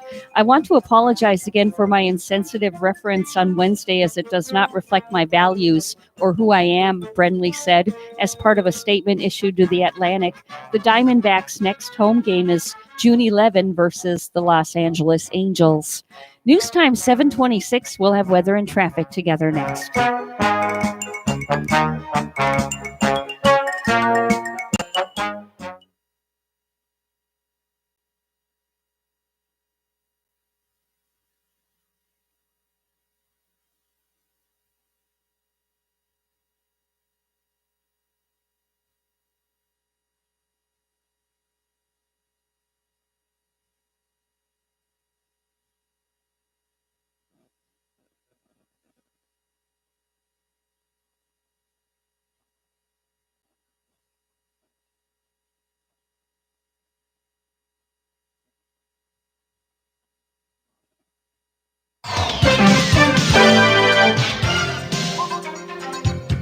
$7:27 right now on the Get Up and Go show with Evan and Bonnie. It's the Friday edition. It's time for traffic and weather together. Brought to you by Code Red Roofers. Bonnie? And we've been looking at just a nice Friday morning ride here, clear on the roads throughout St. Lucie County. Martin County is just looking like a nice morning for your commute. No accidents. And there's your latest look at traffic. Partly cloudy at 72 in Port St. Lucie. In Verona, Italy this morning. Sunshine with 80 degrees. Here's our weather at WPTV. Happy Friday, sunshines, waking up to temperatures in the low to mid 70s. Isolated showers possible for the morning drive with some pockets of bigger downpours. This afternoon, highs in the mid to upper 80s, more sunshine towards the coast with a 40% chance for inland showers and storms. Tonight, lows in the low to mid 70s, scattered rainfall into the night. For the weekend, highs in the mid to upper 80s, morning coastal showers turning sunny for the afternoon with showers and storms around the lake. I'm WPTV First Alert meteorologist Katya Hall on WSTU AM 1450, Martin County's Heritage Station.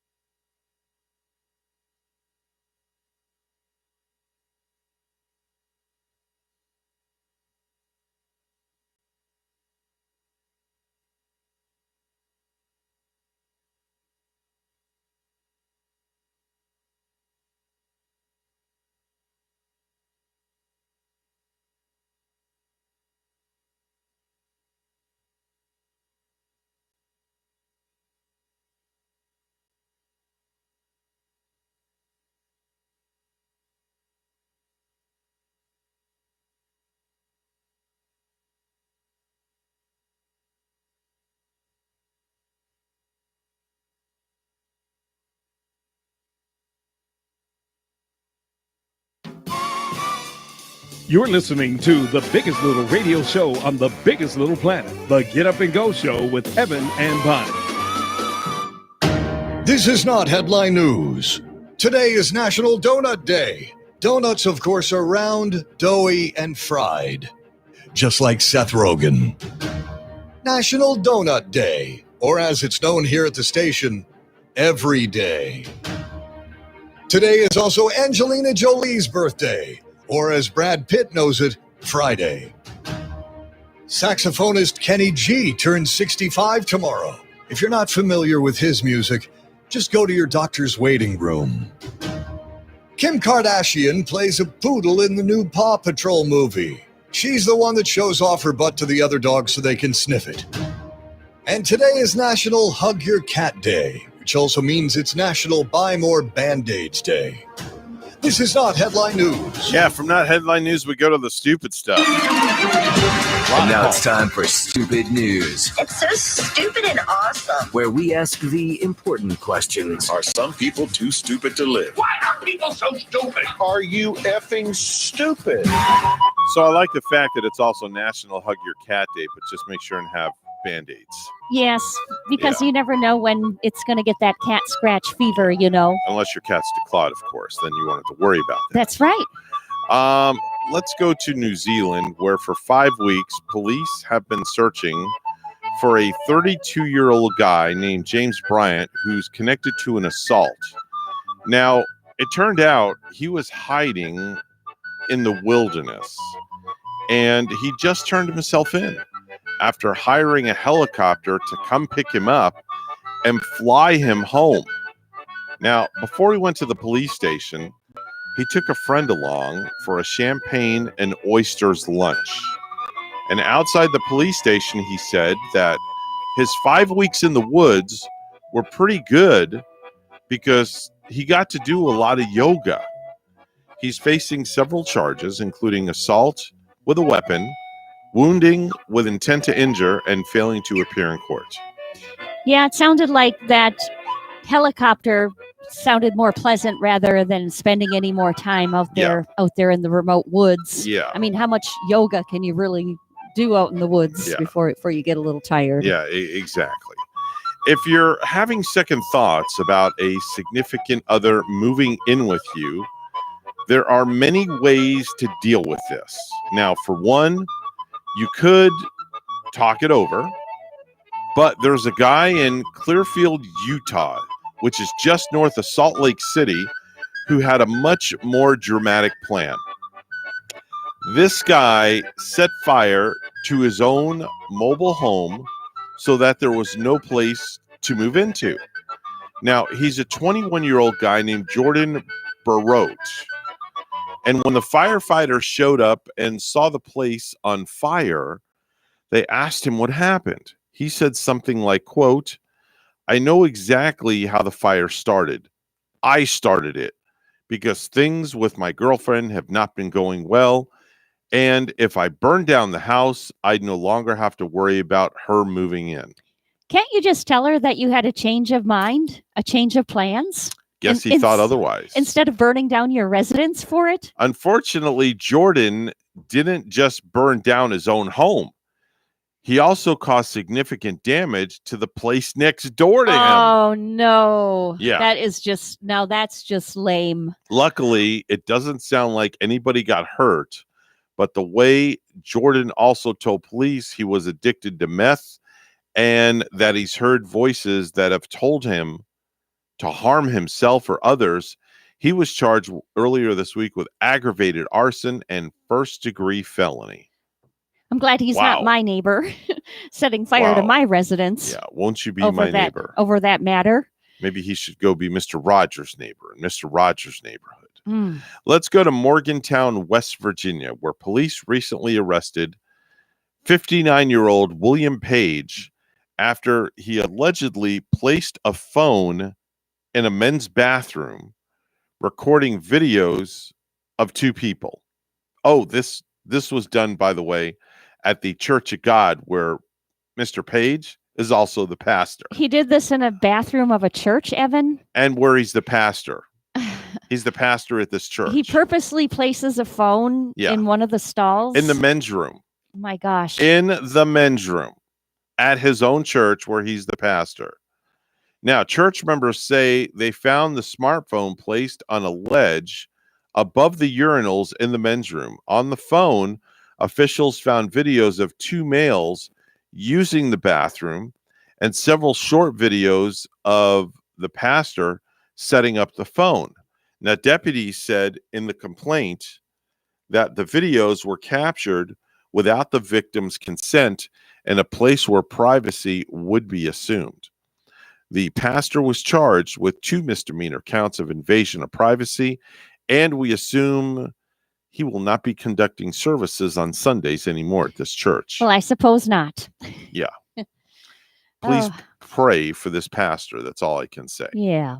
Yeah. Not good. A drunk couple at a water park in Ohio got into a fight last week after somebody tried to cut in line in front of them. And both of them ended up getting knocked out.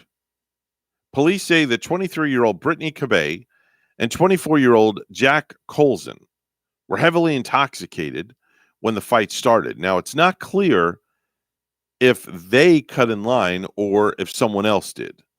And we also know who threw the first punch. But there's footage of Brittany trying to hit a guy who basically body slammed her, and she nailed her head on the pavement. Wow. Now, Zach got knocked out when he attacked an EMT and hit his head on the pavement. That is so unfortunate. Once he woke up, he also punched a police officer and then got tased and arrested. Now, they arrested Brittany as well. She's facing charges of aggravated menacing and disorderly conduct while intoxicated. And he's facing even more charges, including assault on a police officer, assault on an EMT, and resisting arrest. And he had a warrant out in Michigan for stealing a car. Oh, he did? Yeah, the guy who body slammed Brittany might also be facing charges as well. Yeah. But, it's a pet peeve of mine, too. Like if I'm on a water slide and sometimes those lines get long enough, with the weight. Right. And then you got some people cutting in front of other people. You have families bringing up their friends and cutting in front of people. That's just not right either. As much as I don't condone the drinking and, the fighting and all the hoopla over it. I think it's an immature thing to have people cut in line in those kind of places. I would agree with you there. In one sense, where if you're in line and then you have like your brothers or your mother or your husband coming to join you to ride the ride, I can see, that's okay.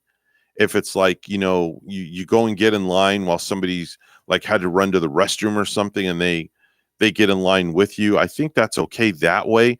But now when you got every Tom, Dick, and Harry joining you, that's just kind of like, I don't think that's right. There are other people got to be aware that there are other people that also paid to get into this water park. And, maybe a single mom was saving up for weeks to get her children in. Yeah. And now she has to put up with idiots like those. Yeah. Having their family members cut in line. And I don't think it's right. Yeah, agree.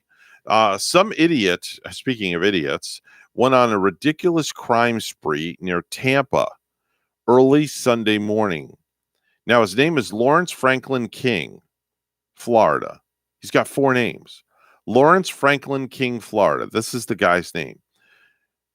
And it happened in Florida. And his last name is also Florida. His last name is really Florida? Yeah. Lawrence Franklin King, Florida. Oh, that's cool, though. Yeah, and his last name is Florida. My name is Lawrence, Florida. Guy looks like he's in his late 20s. And of course, and in the course of one night, he broke into at least 7 different businesses.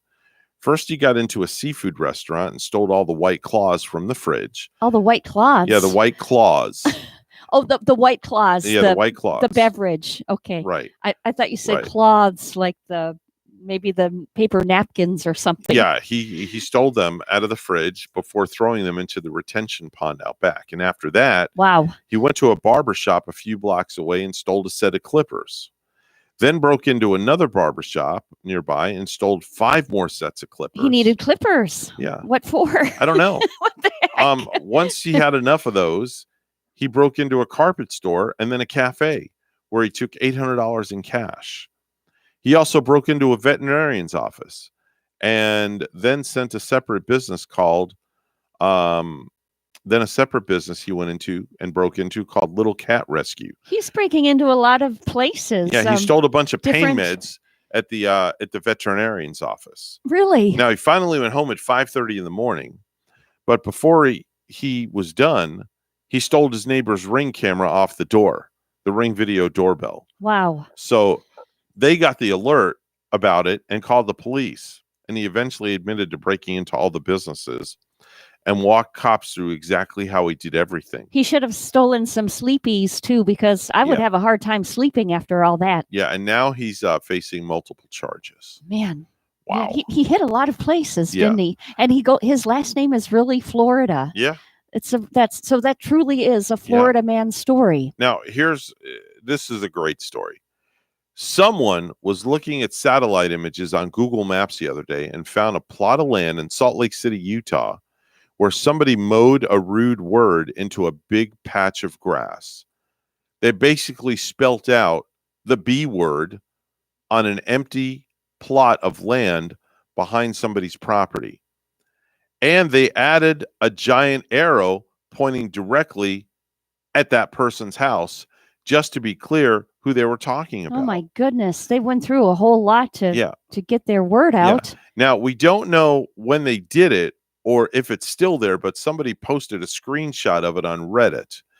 It's not clear what the person's beef was or if it was a neighbor at all. It could have also been just an angry ex or even just some kid they underpaid to mow the lawn. But the B word. Could you imagine if it was just a kid? Yeah, the B word is cut out in the lawn. Yeah. With the arrow pointing towards the person's house next door so people know who they're talking about. Little kids saying, "You only paid me $2. Yeah. $2 to mow your lawn." Little kids said you only paid me $2 to mow my lawn. Somebody must have been awfully upset to go through that length to do something like that, though. That's some pretty intense stuff right there. Yeah. That's definitely some pretty intense stuff. And they don't know who did it. It's kind of like a mystery, like those crop circles. Exactly. You know, exactly. Big word Nobody like that. knows. Mowed in your grass, and oh my gosh. Nobody knows who did it. Only the crow knows. Only the crow knows, as they say. That's your stupid news for a fun Friday right here on June the 4th, 2021. So from stupid news, we go to the real stuff where Bonnie's standing by at the news desk with the headlines this morning. Morning, Bonnie. Good morning, Evan. Florida labor unions are urging the governor to rethink early withdrawal from the federal program boosting unemployment benefits. WPTV's Capitol reporter Forrest Saunders has the story. If there's hope, I am going to fight for it.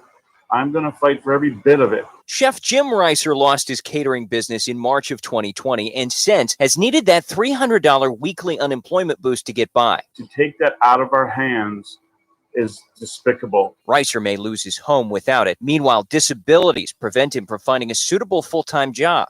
Please give us this money to make this have an opportunity to find something we can pay for our families. DeSantis is pulling the boost plug on June 26th, months before the September expiration, but not without a fight from Florida labor unions. Why would the DeSantis administration leave this money on the table when we are in such a dire economic situation? Florida AFL-CIO and others starting a digital campaign and online petition this week. They aim to share stories like Reiser's and push the governor into an about face. Do the right thing. Keep these benefits in place. Again, they are not hurting anyone. DeSantis defiant to date. Every corner of the state has job openings. Ending the boosts, he said, will help push unemployed back to work where more than 400,000 jobs are waiting. Businesses desperate to hire. Please don't play Robin Hood with our lives. But Reiser says employers aren't signing older and disabled guys like him. You are stealing from the poor and giving it to the rich. And time is running out to find something that'll pay the bills. The death toll from last weekend's mass shooting in Miami-Dade County is now up to 3. A 32-year-old Shakina Peterson died yesterday. The shooters remain at large. A 12-year-old boy allegedly involved in a gun battle with Volusia County Sheriff's deputies Tuesday night is facing serious charges.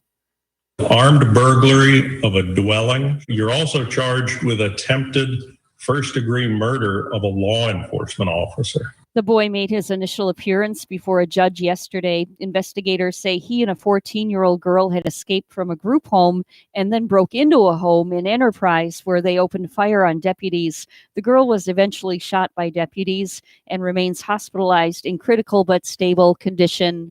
A man accused of criminal mischief now faces an arson charge after the exterior of a Jensen Beach restaurant burned in a fire May 24.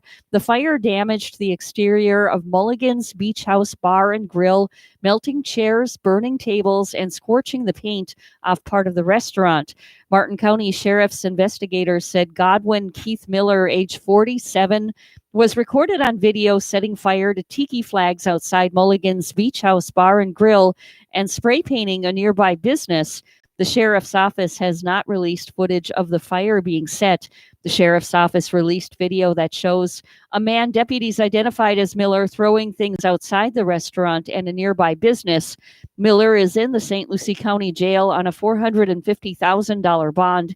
He was arrested initially on an out-of-state warrant for failing to register as a sex offender, according to jail records. A court date for his criminal mischief and arson charges has not been set. The restaurant's owner, George Hart, estimated the fire caused $25,000 in damages. Cheney Brothers Incorporated, a West Palm Beach food distributor, is coming to tradition.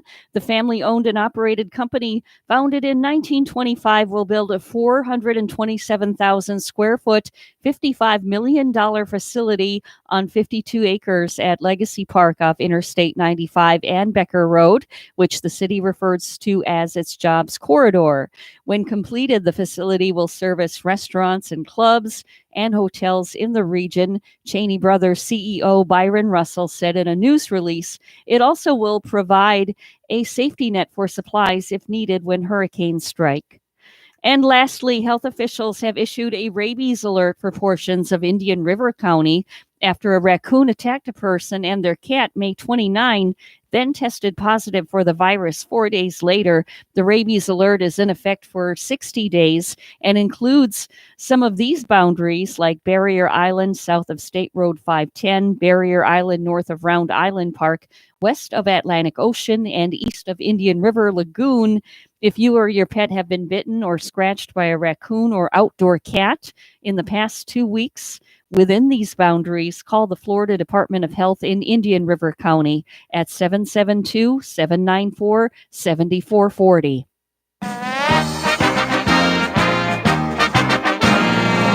The Lightning fell in overtime 3-2 to the Hurricanes in Tampa. The Bolts still lead Carolina in the best of 7 second-round Stanley Cup playoff series, 2-1. News time is 7:50 with weather and traffic together next.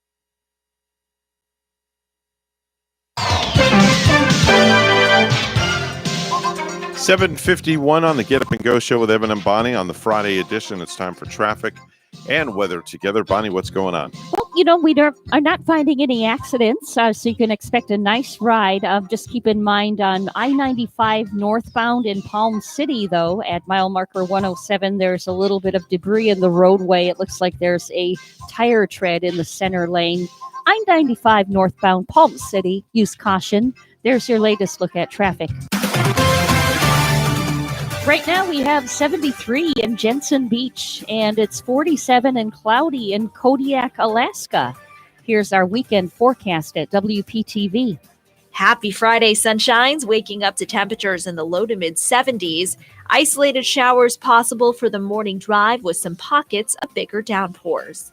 This afternoon, highs in the mid to upper 80s, more sunshine towards the coast with a 40% chance for inland showers and storms. Tonight, lows in the low to mid 70s, scattered rainfall into the night. For the weekend, highs in the mid to upper 80s, morning coastal showers turning sunny for the afternoon with showers and storms around the lake.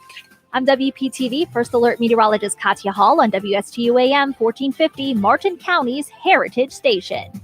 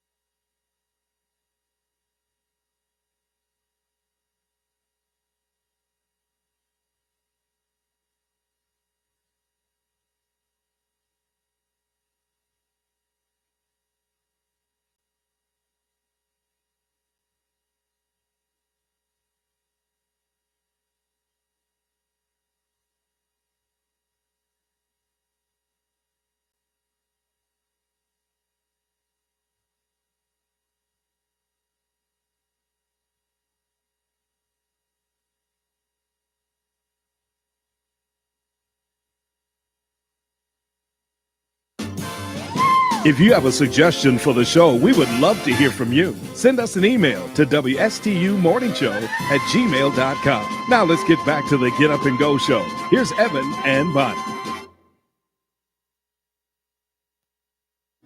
A new survey from the National Hot Dog Council shows 3 out of 4 Americans believe a cookout is not complete without hot dogs. That's just one fascinating fact from Lame Surveys magazine. Each month, you'll find out things you already know, like the National Coffee Council found coffee drinkers like caffeine. The Bed Research Institute found people prefer sleeping on beds. And Sunglass Hut did a study and found people like wearing sunglasses when it's sunny outside. Duh. Lame Survey magazine. Get yours today at obvious.com. All right, very good. I'll go to obvious.com to get my Lame Survey magazine, Bonnie. Yeah, there you go. There you go. We're coming up on, I wanted to say 10 a.m. this morning. It's coming up on 8 a.m. We have one more hour to go, and then we're officially into the weekend. And you pretty much have a pretty laid back weekend, don't you? Not really. No? I'm all of my weekends are work and play. Work and play as usual. So rest assured, though, I think I would like to go out to eat. I want to see a movie, but there's nothing you want to see. There are no films out right now that I really want to see. Wow. So I guess I'm just looking for that one that's just going to spark my interest and I'll want to get out to. Here's something interesting though for those that like Joe Exotic and that Tiger King thing. Right. Dennis Quaid. Well, you know that movie name. He has actually joined the cast of Peacock's limited series about Tiger King star Joe Exotic, and he's going to play Rick Kirkman. You know him as the reality show producer whose footage was used in that Netflix documentary. Dennis Quaid playing him. How cool. Wow. Very, very cool. Very cool. We're WSTU Stewart, Martin County's Heritage Station. The news is coming up next, and then the third and final hour for this week on the Get Up and Go show. We'll be right back.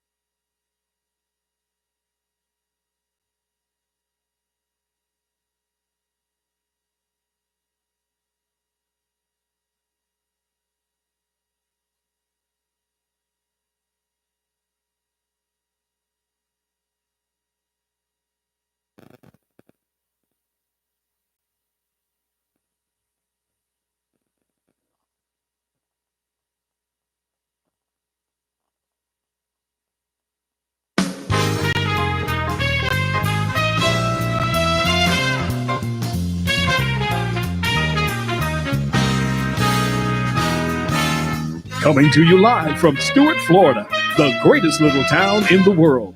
It's the award-winning, critically acclaimed Get Up and Go show on AM 1450 WSTU.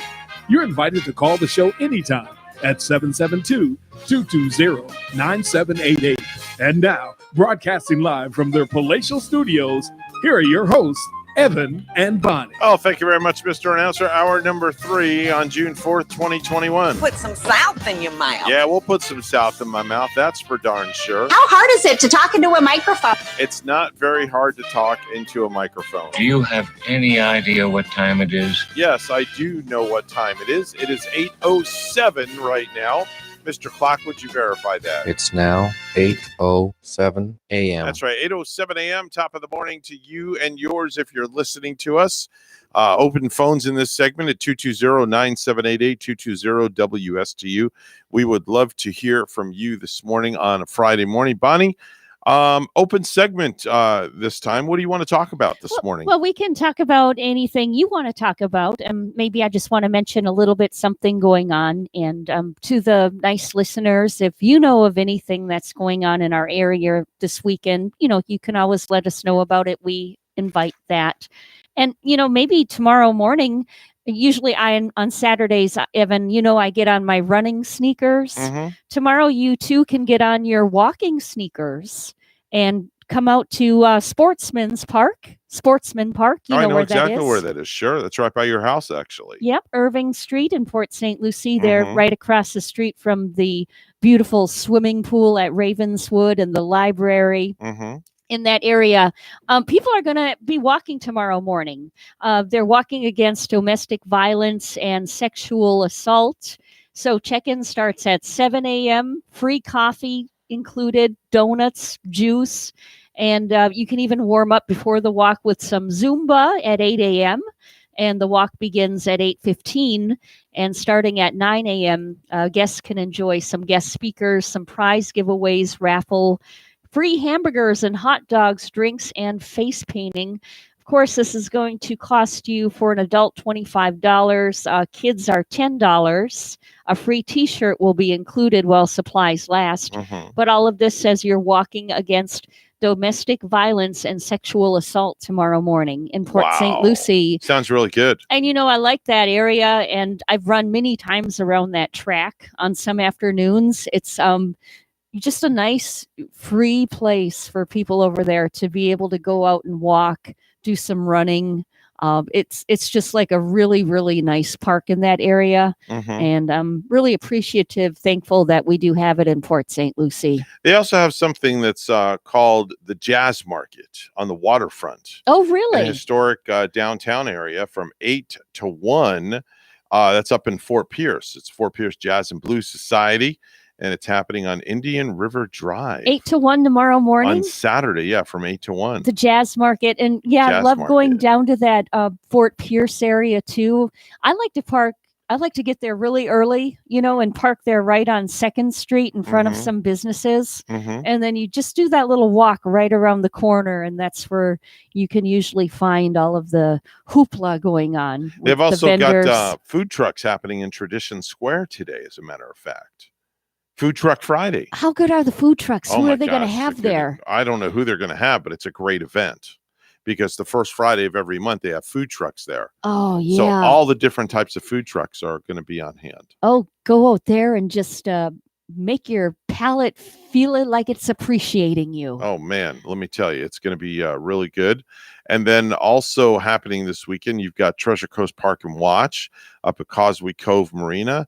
I do believe they're going to be showing Florida Georgia Line in concert this evening. And they're a popular country music group, Florida Yeah. Georgia Line. Yeah. That's incredible. Mhm. That's going to be some great entertainment. Yeah. Also have the St. Lucie Mets Community Market happening this weekend as well from 10 a.m. to 2 p.m. It's free to get in over at Clover Park. Isn't that like going on every first Sunday of the month? Yeah. I think you can go to that one on Sunday, which I would love to be able to check out. Yeah, exactly. Clover There's Park. so much stuff going on the Treasure Coast. In Martin County, too, for Stewart, you're going to find pirates, mermaids, and a medieval party.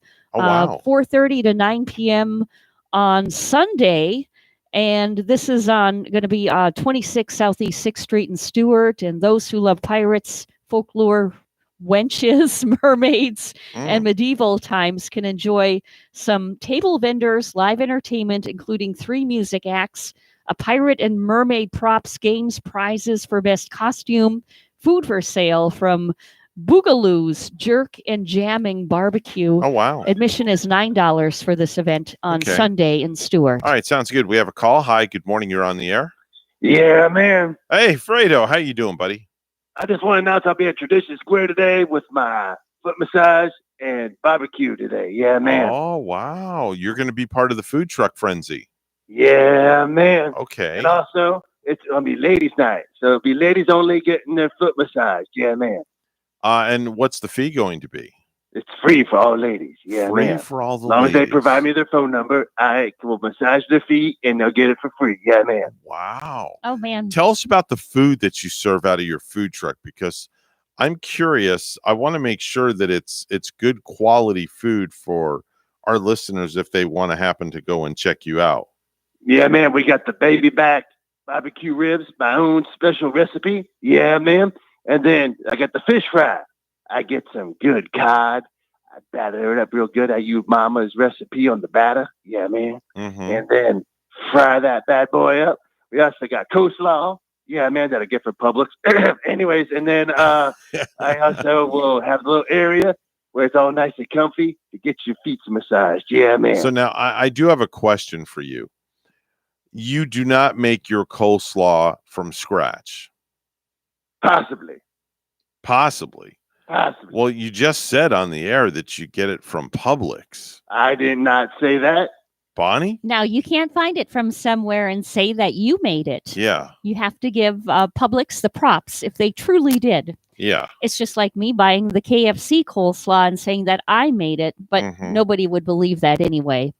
Because everybody knows that KFC has some good coleslaw too. Yeah, they man. really do. Their coleslaw is to die for. It's unique, isn't it? You ever been to a KFC where they have the buffet inside? Yes. Yeah, man. I tear that up big time. The last time I went there was with my friend John, and we did tear it up. It's so good. Do they still have the buffet anywhere I don't know around here? with COVID or not, but the last place that I knew that had the KFC buffet was on Port St. Lucie Boulevard. That's where we went. Yes. That's where I went last time. Just east of the Turnpike.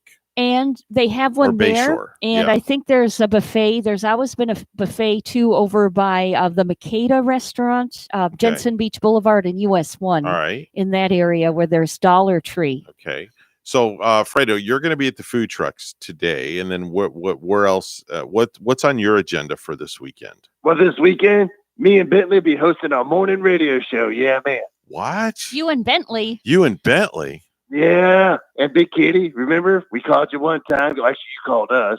And then we did the show, and we were talking about Diana Ross and everything else. Yeah, man. All right. So my question to you is, what radio station gave you guys an hour to do a radio show?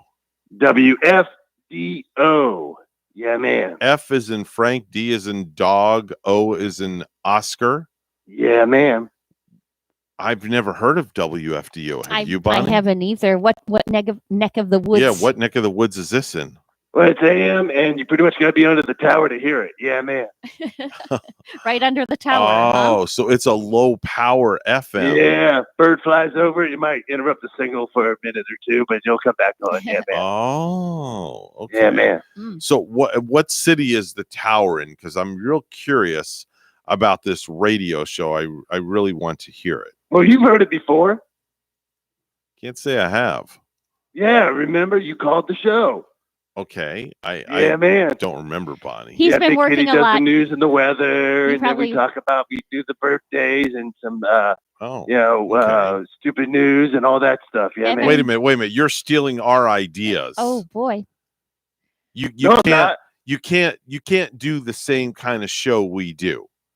Because we have Okay. copyrights on our show. Copyright. Yeah. Okay. Copyrights. You know what copywriting is? Yeah, man. Okay. I just want to make sure you understand. Because we Yeah. do stupid news and you can't copy what we do. Okay. Because then it's even more stupid. And your point? Oh, jeez. You'll be a part of our stupid news then when Yeah, you you'll get be caught. a part of our stupid news when you get caught. Something I tell you a about that. couple of Benjamins, you'll be turning your head. Yeah, man. Something about that laugh that he has, Bonnie. He has this devious laugh. Yeah. Oh, you know what you can do this weekend, Fredo? You know how you love to rub the women's feet? Yeah, man. You should rub Big Kitty's feet too. Big Kitty will love it when you put your little finger between his toes and then. Oh, I do that every once in a while when she curls up with me. I rub her feet. Yeah, next thing I know, a bunch of other cats come over wanting to get their feet rubbed too. I never knew cat had feet. I thought they have paws. Okay. Same thing. I guess Paws, you're feet, right. whatever. It is a paw, but they like It's a paw. they spread their little toes on their paw wide open when you rub your little thumb right in there, and they just Wow. love and lick you for that. You got to be careful when you do that because, I mean, you could, cause a little bit of a. Yeah. Well, yeah. you want to make sure you know the cat first. Yeah. Maybe have it be Yeah, your get cat. to know the kitty first before you rub it. Yeah, man. definitely so. Yeah, please get Yeah, to know us. If it's a strange cat, please don't massage the strange cat. Maybe if it's an alley cat, you might want to take caution. Yeah. Yeah. That just wouldn't be good. All right.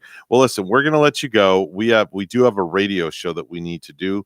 I've given you more airtime than I usually do, so I appreciate the call. I wish you best of luck with your Don't you have radio news show. to go to? I'm sorry? Don't you have news to go to? No, I do in 2 minutes, but I have the precious metals report that I have to do Oh, yeah. first.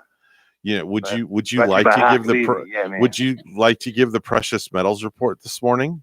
I don't have the info in front of me, but I can tell you about my precious metals that I sell at the back of the food truck. No.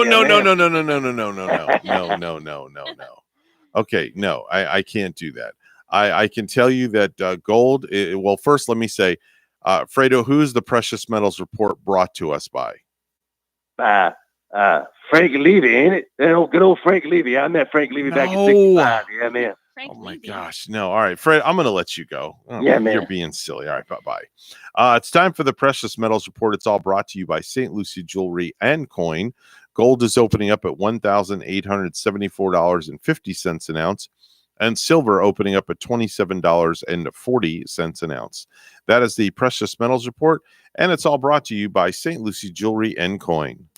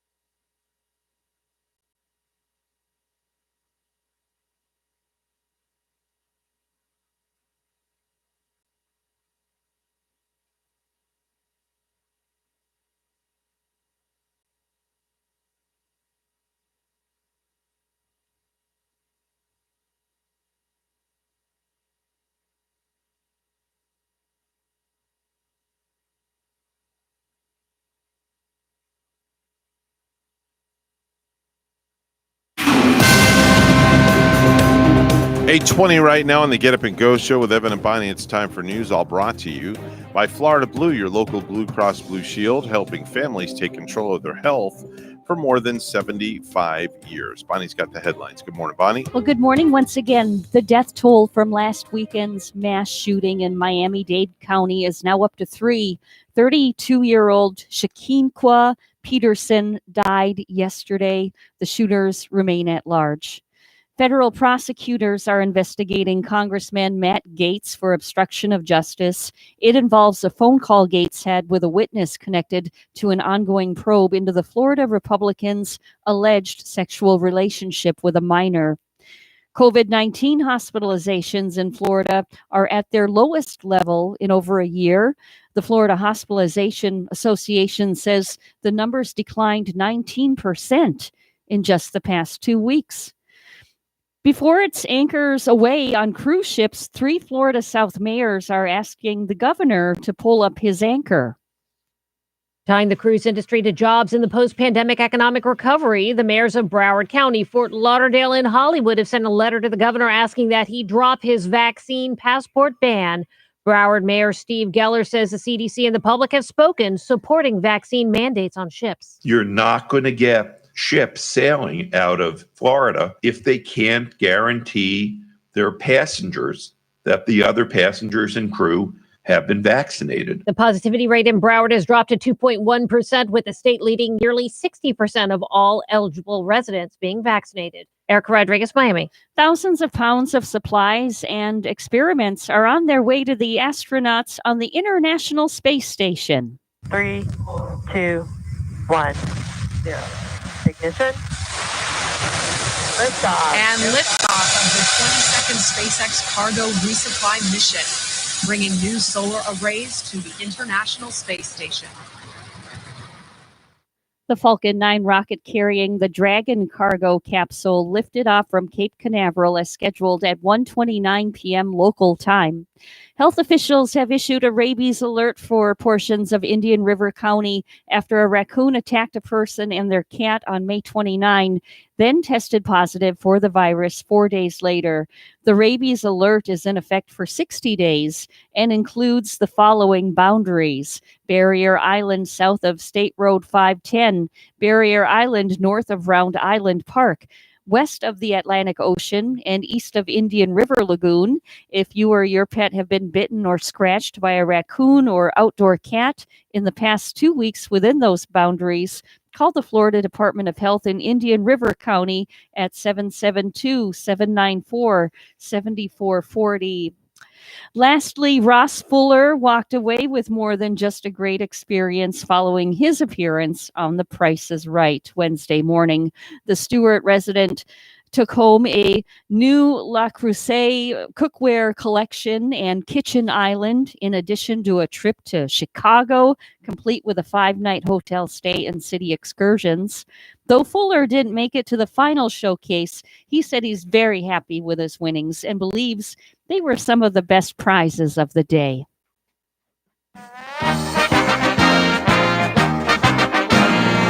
And Utah Jazz point guard Mike Conley underwent an MRI on Thursday morning that revealed a mild right hamstring strain. The team announced Conley will be reevaluated before Game 1 of the Western Conference semifinals against the winner of the LA Clippers Dallas Mavericks series. Conley left the top-seeded Jazz's series, ending Game 5 win over the Memphis Grizzlies in the second quarter after experiencing right hamstring soreness. He did not return to Wednesday's game. News time, it's 8:24. We'll have weather and traffic together next.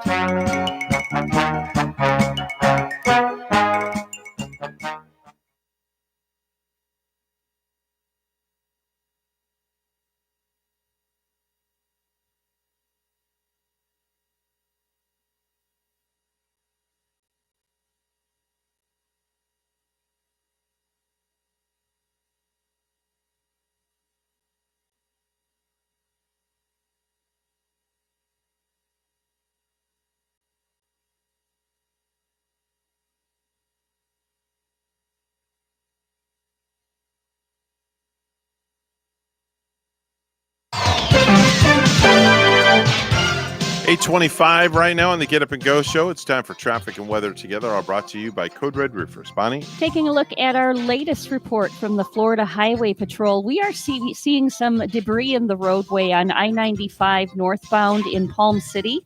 This is at mile marker 107. I-95 northbound, where there's a tire tread in the center lane. Use caution. But otherwise, it's looking like a good-looking Friday morning commute. No accidents to report, and that's a good thing. There's your latest look at traffic. And it's 75, partly cloudy in Stewart, 73 degrees, Port St. Lucie. And let's get more on that weekend forecast at WPTV. Happy Friday, sunshines, waking up to temperatures in the low to mid 70s.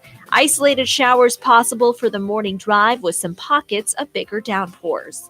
This afternoon, highs in the mid to upper 80s, more sunshine towards the coast with a 40% chance for inland showers and storms. Tonight, lows in the low to mid 70s, scattered rainfall into the night. For the weekend, highs in the mid to upper 80s, morning coastal showers turning sunny for the afternoon, with showers and storms around the lake. I'm WPTV First Alert Meteorologist Katya Hall on WSTU AM 1450, Martin County's Heritage Station.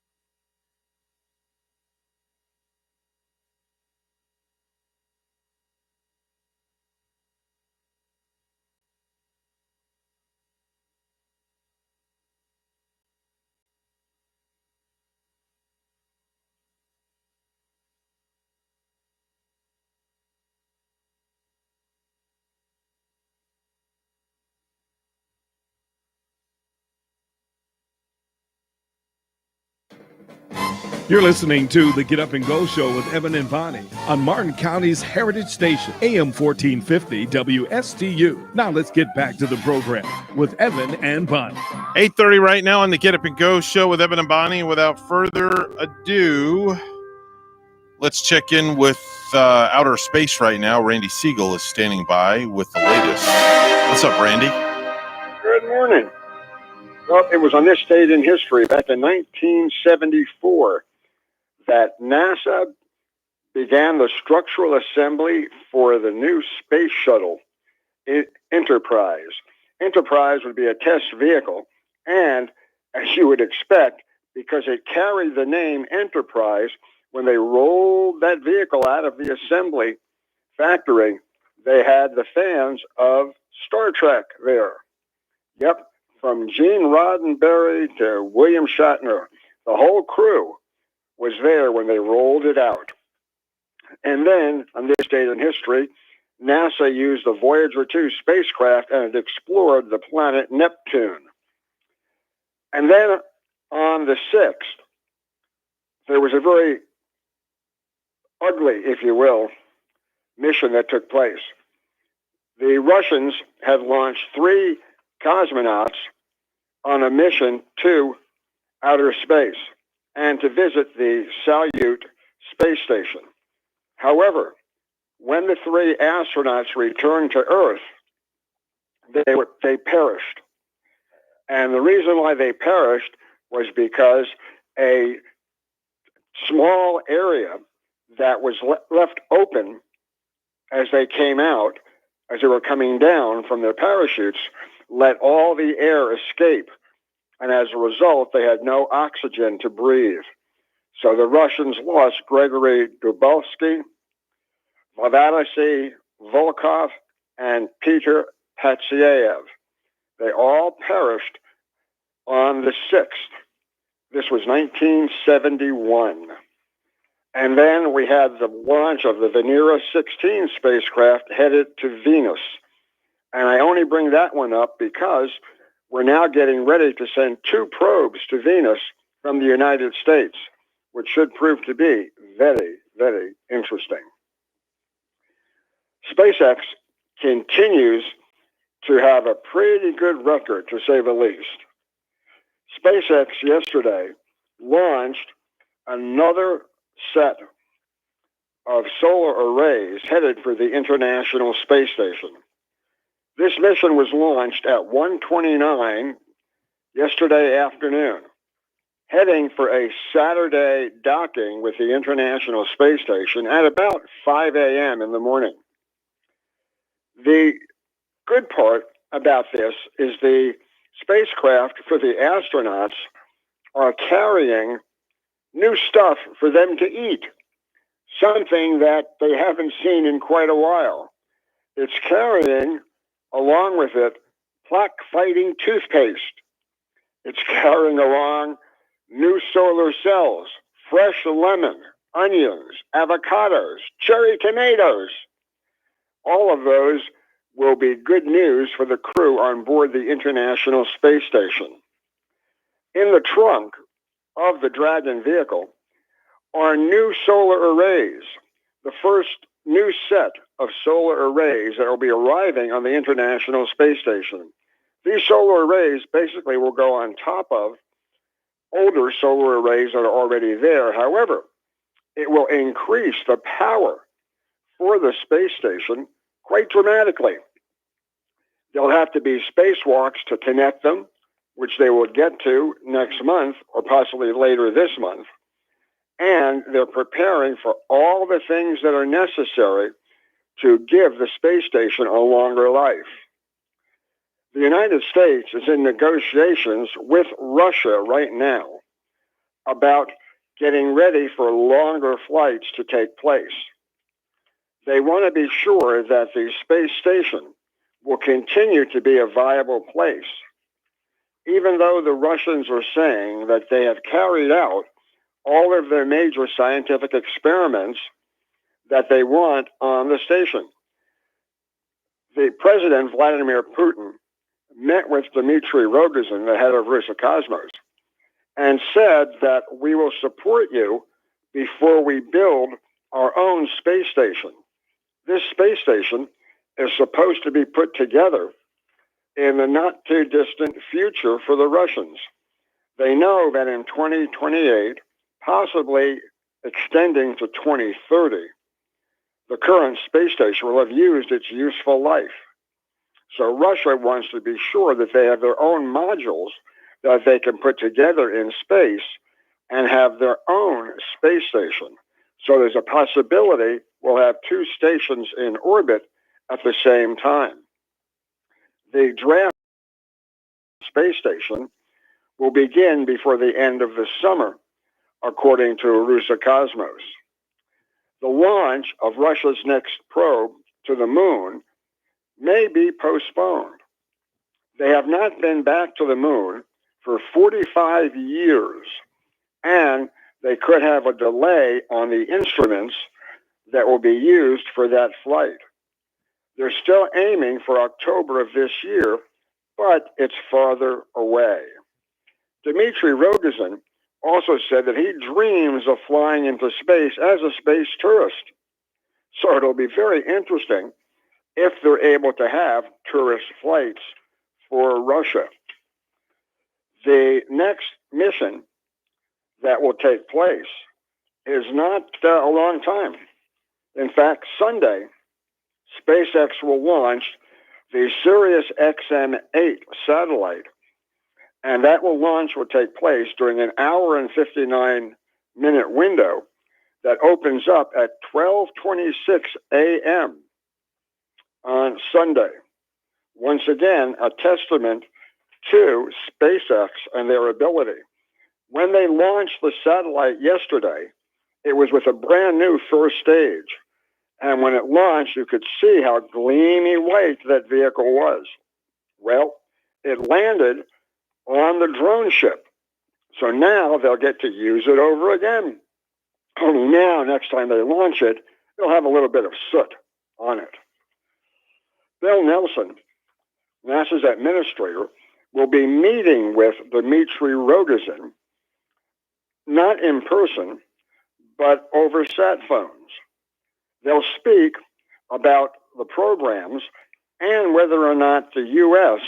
will continue to fly on the Russian vehicle Soyuz to the International Space Station.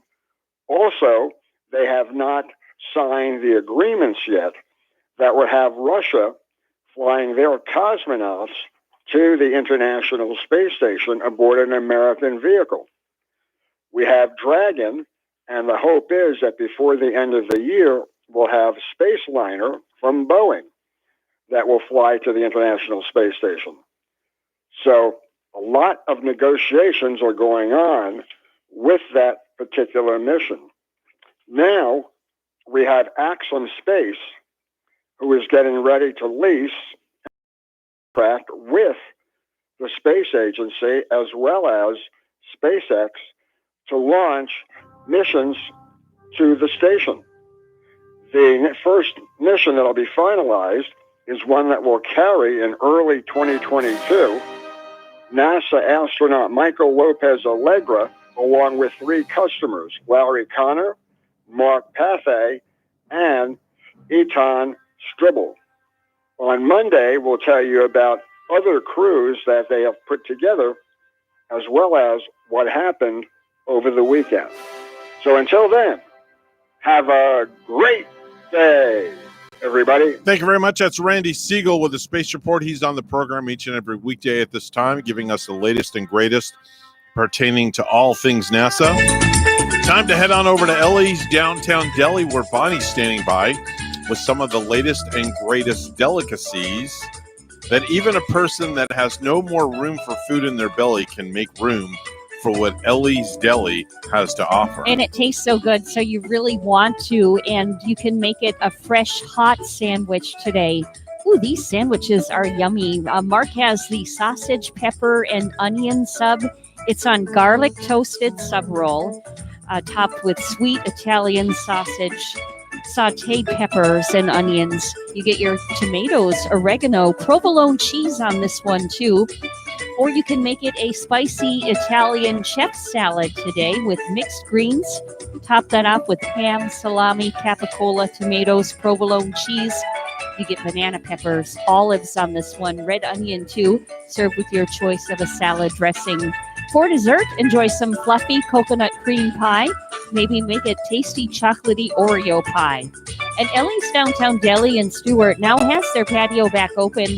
Plus, they're at 50% dining inside with a full menu for pickup or delivery. Ellie's has full dinners available for takeout, plus their fabulous desserts as well.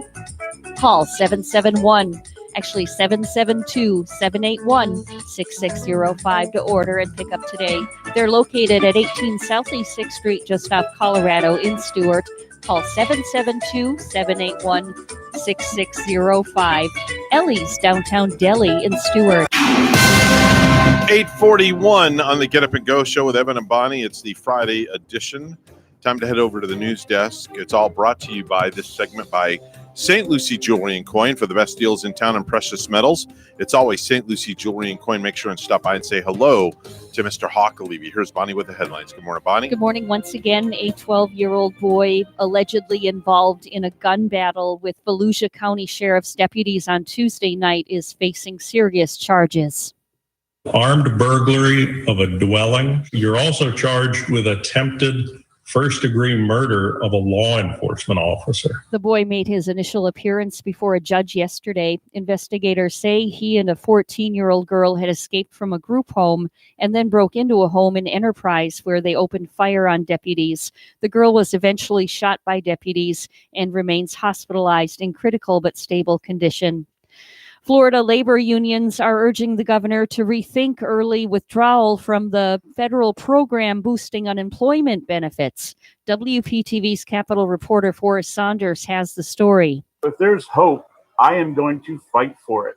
I'm going to fight for every bit of it. Chef Jim Reiser lost his catering business in March of 2020 and since has needed that $300 weekly unemployment boost to get by. To take that out of our hands is despicable. Reiser may lose his home without it. Meanwhile, disabilities prevent him from finding a suitable full-time job.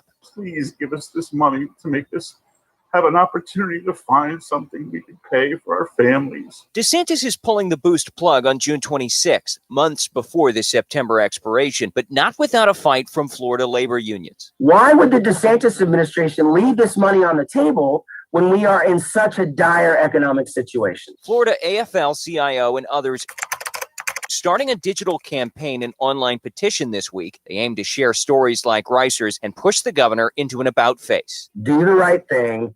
Keep these benefits in place. Again, they are not hurting anyone. DeSantis defiant to date. Every corner of the state has job openings. Ending the boosts, he said, will help push unemployed back to work where more than 400,000 jobs are waiting. Businesses desperate to hire. Please don't play Robin Hood with our lives. But Reiser says employers aren't signing older and disabled guys like him. You are stealing from the poor and giving it to the rich. And time is running out to find something that'll pay the bills. The death toll from last weekend's mass shooting in Miami-Dade County is now up to 3. 32-year-old Shaniqua Peterson died yesterday. The shooters remain at large. Mayor Greg Oravec likely will soon resign from the city council here to take a new job as village manager in Islamorada in the Florida Keys. The village council chose him Wednesday afternoon from among 3 finalists. A special election would be needed in Port St. Lucie to fill Oravec's position as mayor. The Islamorada City Council's decision comes 2 weeks after Oravec, age 46, announced he would not seek re-election to a third term. Oravec could not be reached for comment on Thursday. Cheney Brothers Incorporated, a West Palm Beach food distributor, is coming to Tradition. The family-owned and operated company founded in 1925 will build a 427,000 square foot, $55 million facility on 52 acres at Legacy Park off Interstate 95 and Becker Road, which the city refers to as its jobs corridor. When completed, the facility will service restaurants, clubs, and hotels in the region, Cheney Brothers CEO Byron Russell said in a news release. It also will provide a safety net for supplies if needed when the hurricanes strike. And lastly, Ohio's second Vax-A-Million winner is an Amazon driver named Jonathan Carlisle. He didn't get vaccinated until he found out it could win him $1 million. So it looks like those programs are actually working, and it definitely paid out well for Jonathan. The Denver Nuggets end the Portland Trailblazers season with a 126-115 win in Game 6. And the Memphis Grizzlies have signed Executive Vice President of Basketball Operations Jack Kleeman to a long-term extension. The team announced this on Thursday, and Kleeman, who also serves as the team's general manager, has played an immense part in reshaping the Grizzlies, who made the playoffs for the first time since 2017. News time, we have 8:46, and we'll have weather and traffic together next.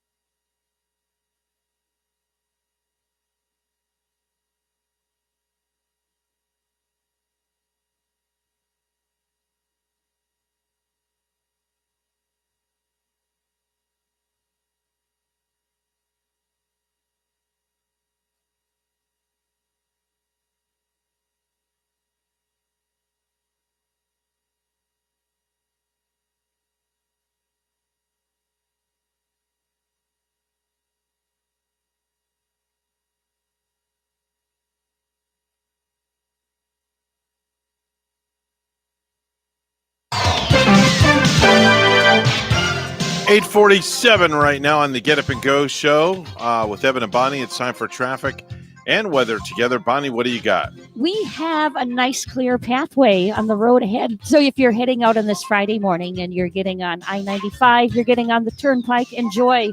It's a clear ride, no accidents, and we're not finding any accidents on US 1 for both Martin and St. Lucie County. Drive safely. There's your latest look at traffic. In Port St. Lucie, partly cloudy and 75. In Round Rock, Texas this morning, it's a cloudy 67.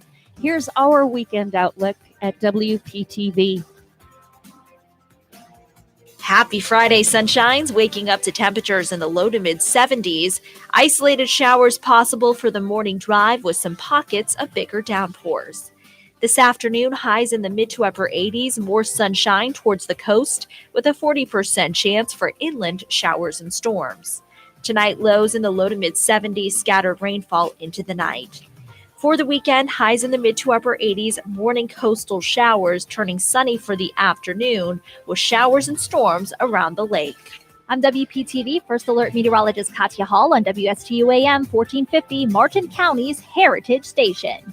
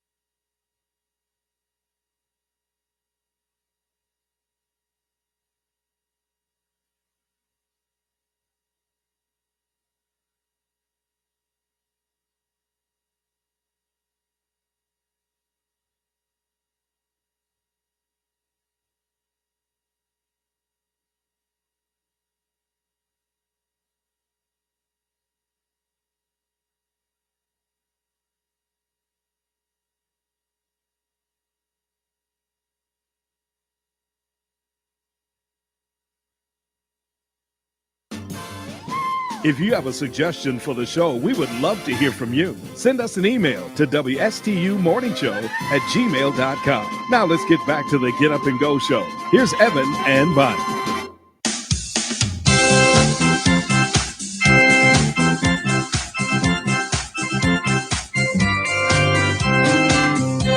Well, as always, when you hear this music on a Friday, you definitely know what to expect.